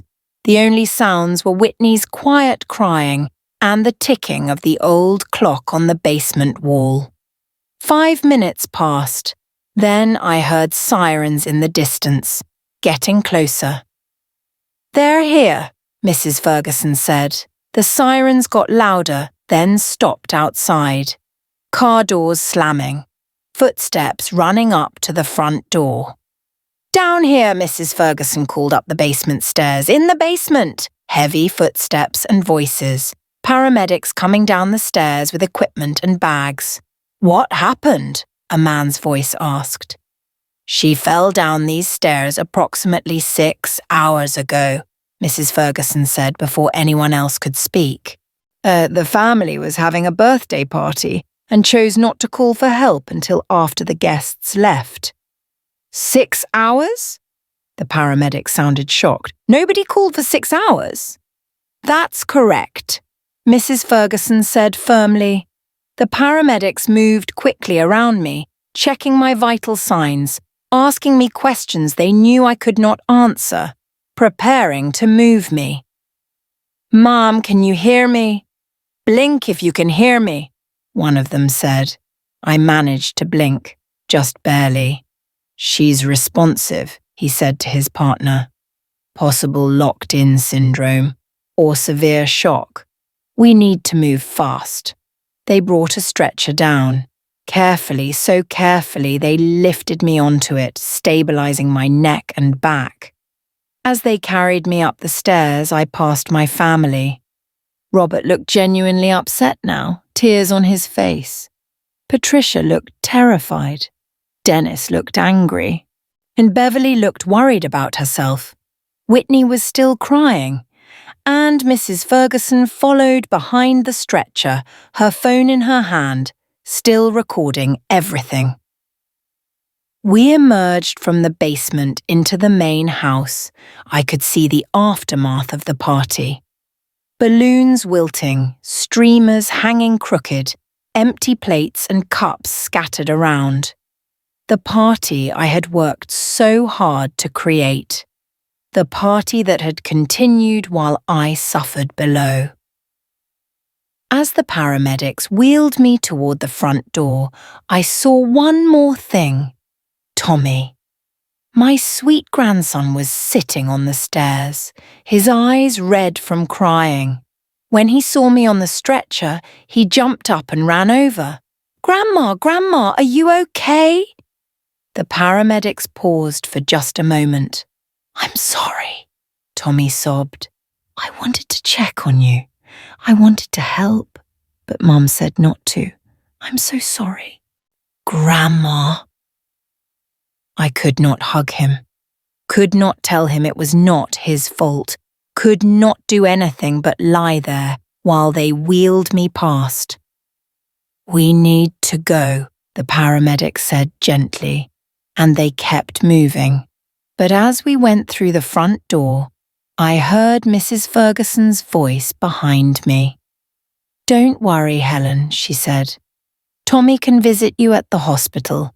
I'll make sure of it. Then we were outside in the fading daylight.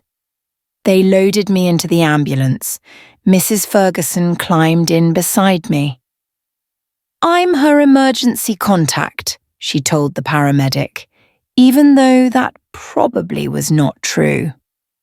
As the ambulance doors closed, I caught one last glimpse of my house. My home. The place I had lived for over 40 years. Standing in the doorway were Robert, Patricia, Dennis, Beverly, and Whitney, all of them watching the ambulance. All of them knowing that everything had changed. The doors shut. The sirens started. We pulled away. And for the first time in hours, I felt something other than pain and betrayal. I felt something like hope. Because Mrs. Ferguson was right. I had the power now. And when I could speak again, when I could move again, there was going to be a reckoning. They had shown me who they really were. Now, I was going to show them who I could be. The hospital room was quiet, except for the steady beep of machines monitoring my heartbeat. I had been here for 3 days. 3 days of tests and scans and doctors poking and prodding. 3 days of slowly, gradually, regaining control of my body. It turned out I had suffered severe shock and trauma from the fall. 2 cracked ribs, a concussion, a badly bruised spine, and dehydration so serious I needed 2 bags of fluid through an IV. The doctors said lying on that cold floor for 6 hours without water or medical attention could have killed me. But it had not killed me. I was stronger than anyone thought. Stronger than even I knew. The feeling had come back to my body slowly. First my toes, then my fingers, then my arms and legs. By the second day I could move them slightly. By the third day I could sit up with help. And this morning I had spoken my first words since the fall. The doctor had been amazed. "Mrs. Chen, you're making remarkable progress," he had said. "Most people with this kind of trauma take weeks to recover. You're doing it in days." I knew why. I had something to live for now. Something more important than just surviving. I had justice to serve, Mrs. Ferguson had barely left my side. She slept in the chair next to my bed, brought me things from home, advocated for me with the nurses. She was the daughter I had always wanted and never had. "How are you feeling today?" she asked now, adjusting my pillows. "Better," I said. My voice was still raspy from not using it for so long, but it was getting stronger. Much better. "Good, because you have visitors." My stomach tightened. "Who?" "Tommy. I told him he could come to see you for a little while. Is that okay?" Relief flooded through me. "Yes, of course."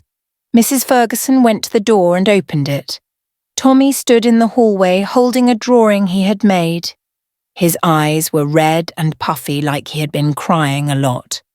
"Come in, sweetheart," I said, holding out my hand. Tommy ran to my bedside and carefully hugged me. Being gentle around all the tubes and wires.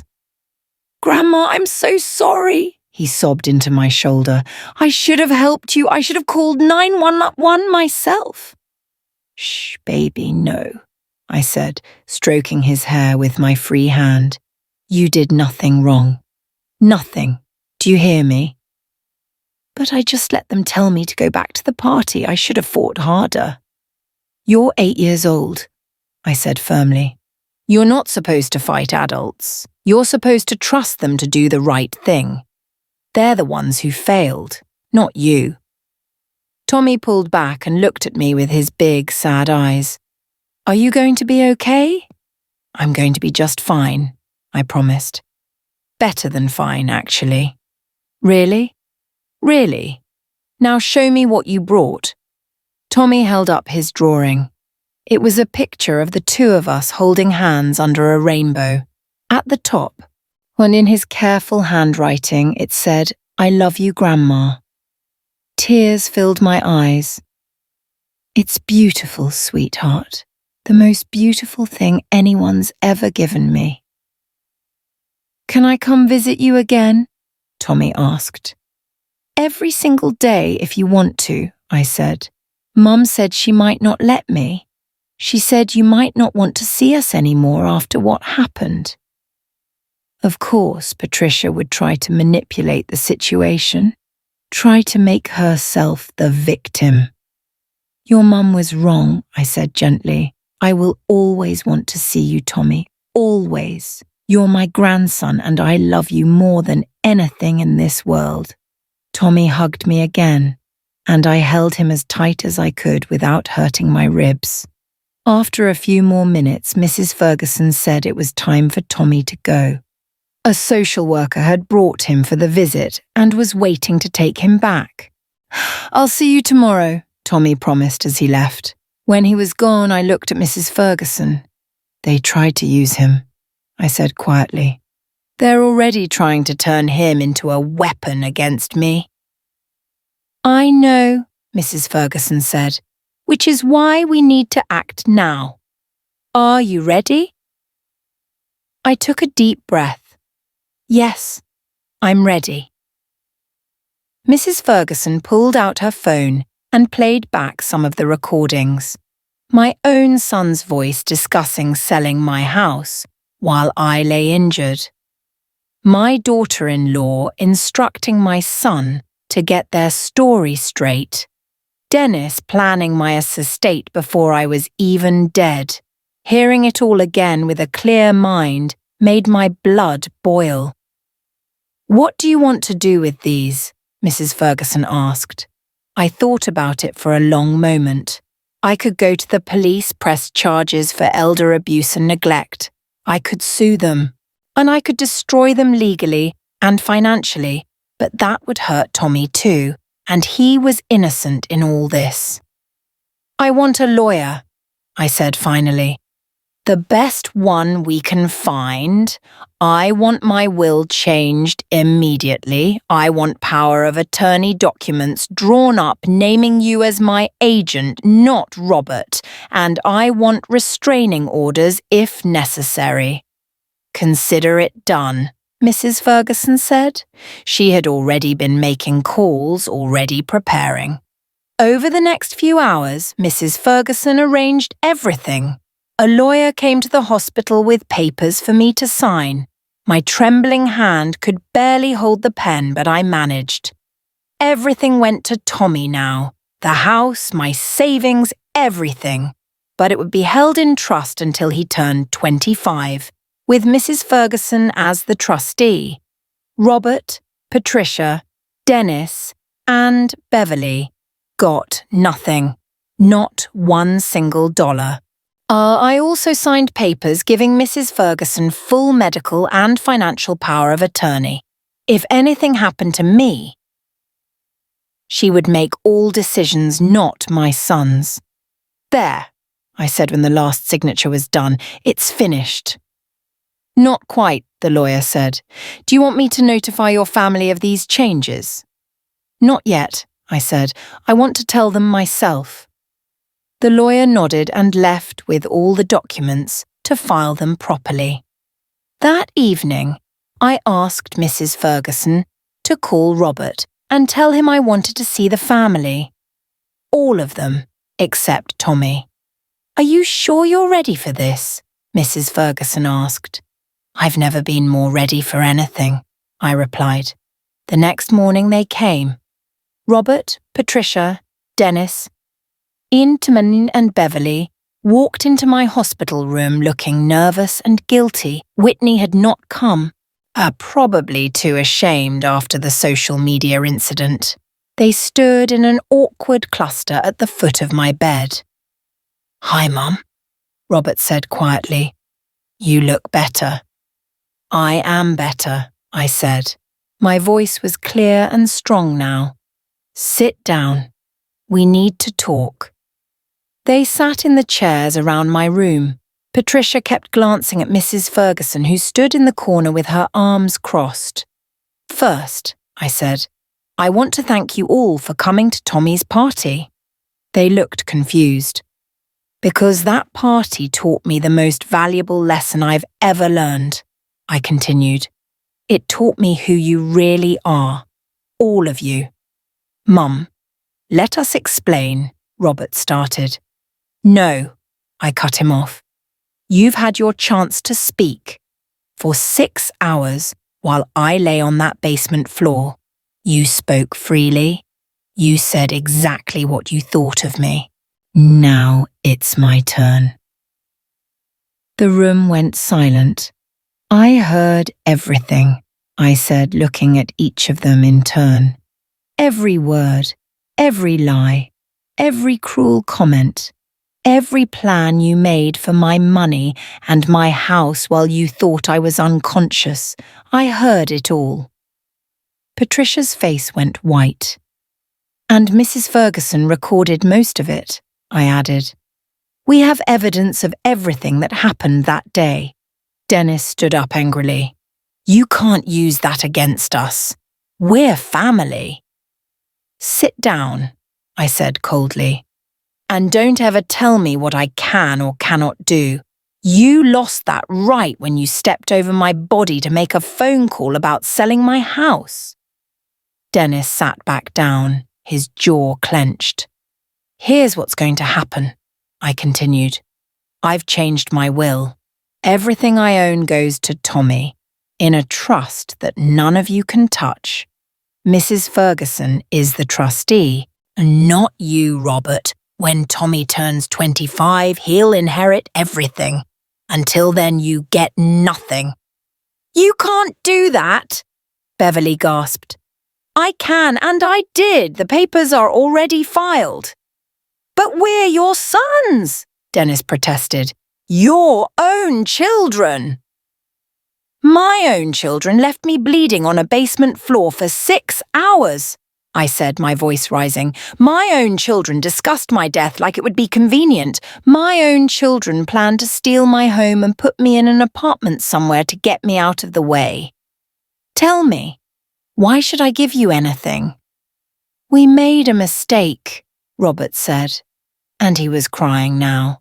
We know we messed up, but we're sorry. We're so sorry, Mom. Sorry isn't good enough, I said. Sorry doesn't erase what you did. Sorry doesn't give me back those 6 hours of pain and fear and betrayal. Patricia spoke up, her voice shaking. What do you want from us? What can we do to make this right? I looked at her for a long moment, the woman who had threatened to keep Tommy from me, the woman who had stolen credit for my work, the woman who had taught my grandson that caring about others was being difficult. You can't make this right, I said simply. What's done is done. But here's what you can do moving forward. You can let me see Tommy whenever I want. No restrictions, no conditions, no manipulation. If you try to keep him from me, I'll go to court for grandparents' rights, and I'll use these recordings to show why it's necessary. You wouldn't, Patricia whispered. Try me, I said, echoing Mrs. Ferguson's words from the basement. I've already lost you. All of you, I have nothing left to lose. But Tommy still has a chance to grow up knowing real love and kindness. I won't let you take that from him. What about us? Dennis asked. What about our relationship with you? What relationship? I asked. The one where you pretend to care while waiting for me to die? The one where you ask to borrow money and never pay it back? The one where you only visit when you want something? That relationship is over. Mum, please, Robert begged. Don't do this. We can work it out. We can fix things. No, Robert, we can't. I felt tears sliding down my face, but my voice stayed steady. You broke something that can't be fixed. My trust, my love, my belief that family means something. You broke all of it. Beverly stood up. This is ridiculous. You're being overdramatic, Helen. So we made some mistakes at a stressful party. That doesn't mean you should cut us out of your will and your life. Some mistakes, Mrs. Ferguson spoke up from her corner. You left her to possibly die while you ate cake and played games. That's not a mistake. That's a choice. Nobody asked you, Beverly snapped. Well, I'm telling you anyway, Mrs. Ferguson shot back. You people are lucky Helen isn't pressing criminal charges. Elder abuse and neglect are serious crimes. You could all go to jail. That shut Beverly up quickly.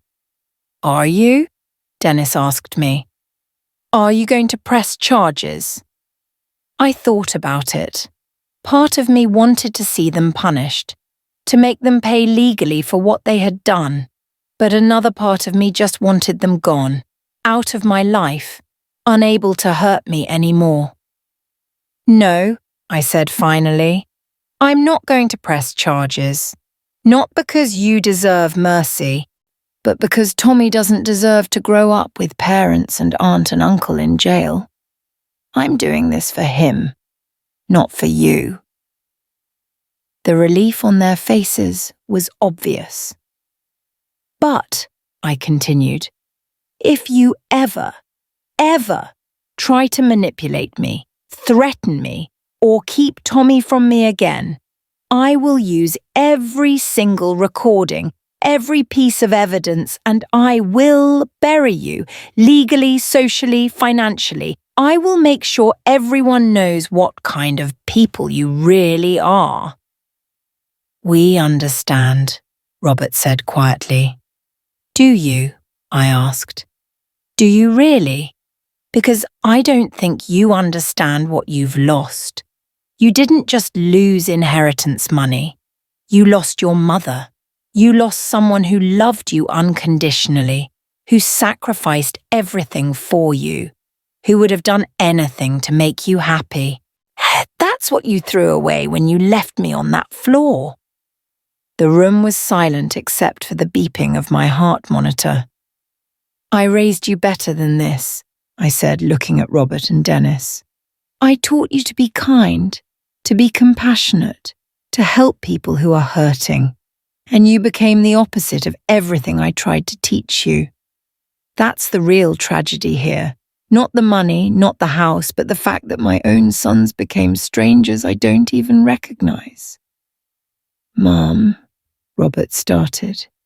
Get out, I said tiredly. All of you. I'm exhausted and looking at you makes me sick. They stood up slowly, exchanging glances. Can we come back? Robert asked. Can we visit you again? No, I said. I don't want to see any of you.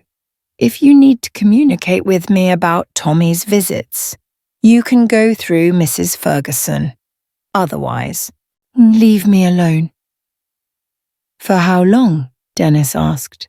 Forever, I said simply. Or until I decide otherwise, which might be never. Patricia opened her mouth like she wanted to argue, but Mrs. Ferguson moved toward the door and opened it pointedly. You heard her. Leave. One by one, they filed out. Robert was the last to go. He paused at the door and looked back at me. I really am sorry, Mom, he said. I know you don't believe me, but I am. Then be a better father to Tommy than you were a son to me, I replied. That's the only apology I'll accept. Robert nodded and left. The door closed behind them, and I was alone with Mrs. Ferguson. How do you feel? She asked gently. Free, I said, surprised to realize it was true. For the first time in years, I feel free. Over the next week, I continued to recover. My body healed faster than the doctors expected. The bruises faded, the ribs started to mend, my strength returned. Tommy visited every day, brought by Mrs. Ferguson or sometimes by a social worker. Patricia had not tried to stop the visits. She knew better now. During Tommy's visits, we talked and played games, and I told him stories about his grandfather. I made sure he knew he was loved, truly loved, without conditions or expectations. "Grandma," Tommy asked one day, "are you mad at Mum and Dad?" "I'm disappointed in them," I said carefully. "They made some very bad choices, but I'm not mad at you and I never will be." "They've been fighting a lot," Tommy said quietly, "about money and the house and you." My heart ached for him. "I'm sorry you have to hear that, sweetheart. Dad cries sometimes, at night, when I hear him through the wall." Part of me felt satisfaction at that. Robert should cry. He should feel the weight of what he had done. But another part of me, the mother part, that still existed somewhere deep inside, hurt for him. "People have to live with the consequences of their choices," I said gently. "Your dad made choices that hurt me very badly. Now he has to live with knowing what he did." "Will you ever forgive him?" Tommy asked. "I don't know," I answered honestly. "Maybe someday, but not today, and maybe not for a long time." Tommy nodded like he understood, even though he was too young to really understand adult pain and betrayal. On my 10th day in the hospital, the doctor said I could go home. "You're remarkably strong, Mrs. Chen," he said, reviewing my charts, "physically and mentally. Most people your age wouldn't have bounced back like this." "I had reasons to get better," I said, glancing at Mrs. Ferguson. "Well, whatever your reasons, they worked. Just take it easy for a few more weeks. No stairs if you can avoid them." No stairs. I thought about my basement stairs where I had fallen, where I had lain for 6 hours listening to my family's true feelings. "Actually," I said, "I've been thinking about selling my house." Mrs. Ferguson looked at me in surprise. "Really? But you love that house."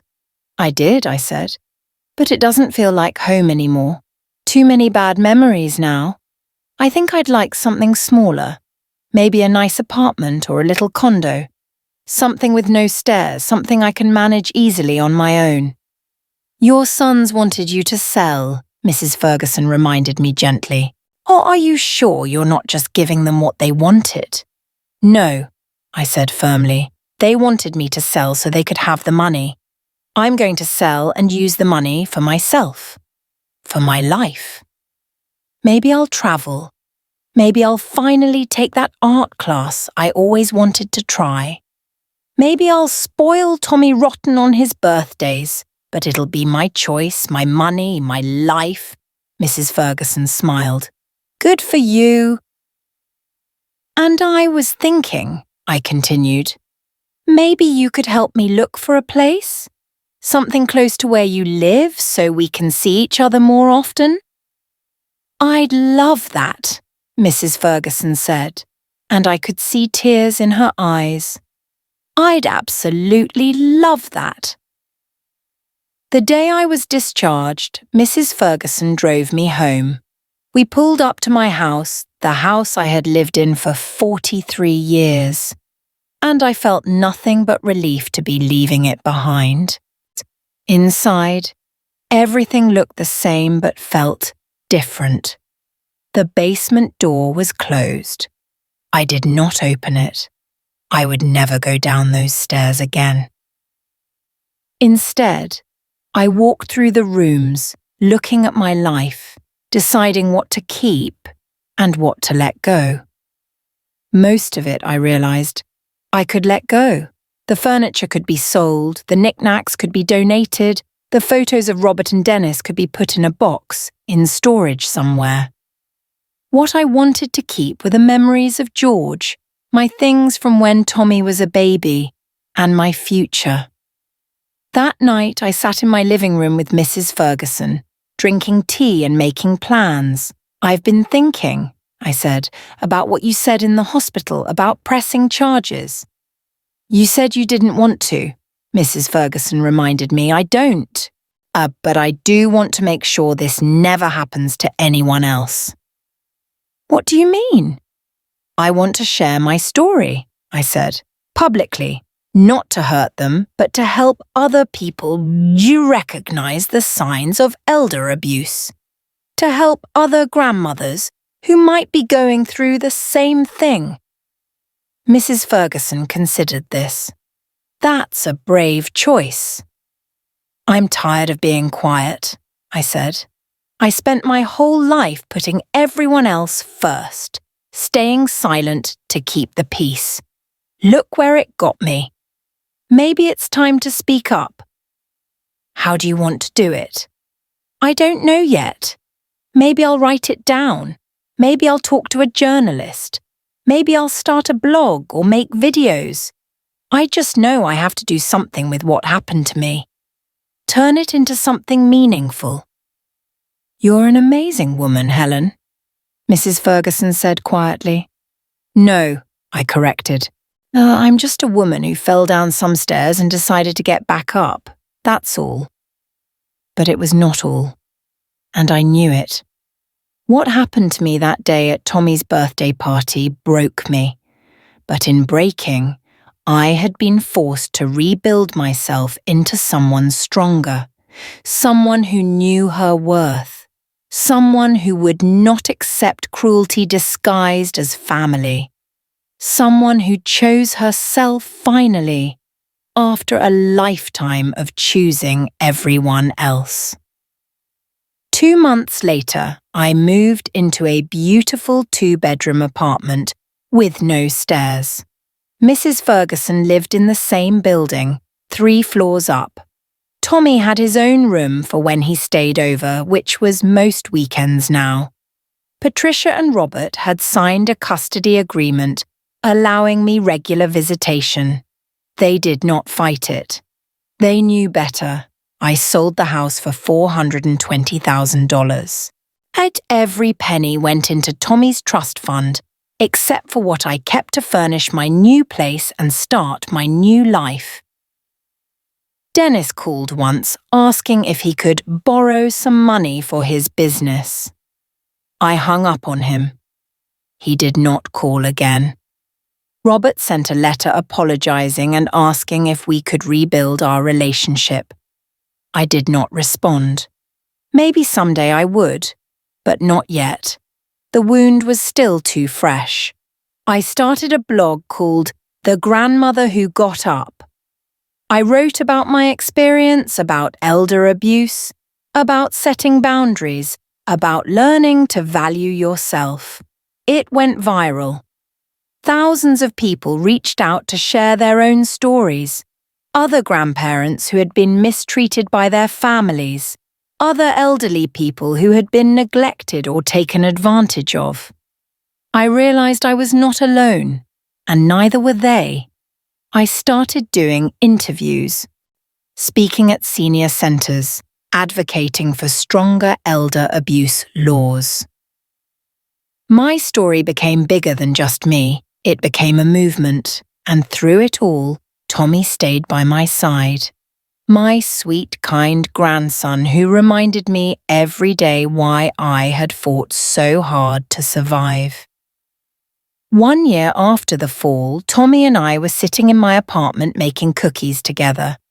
He was 9 now, taller and more confident.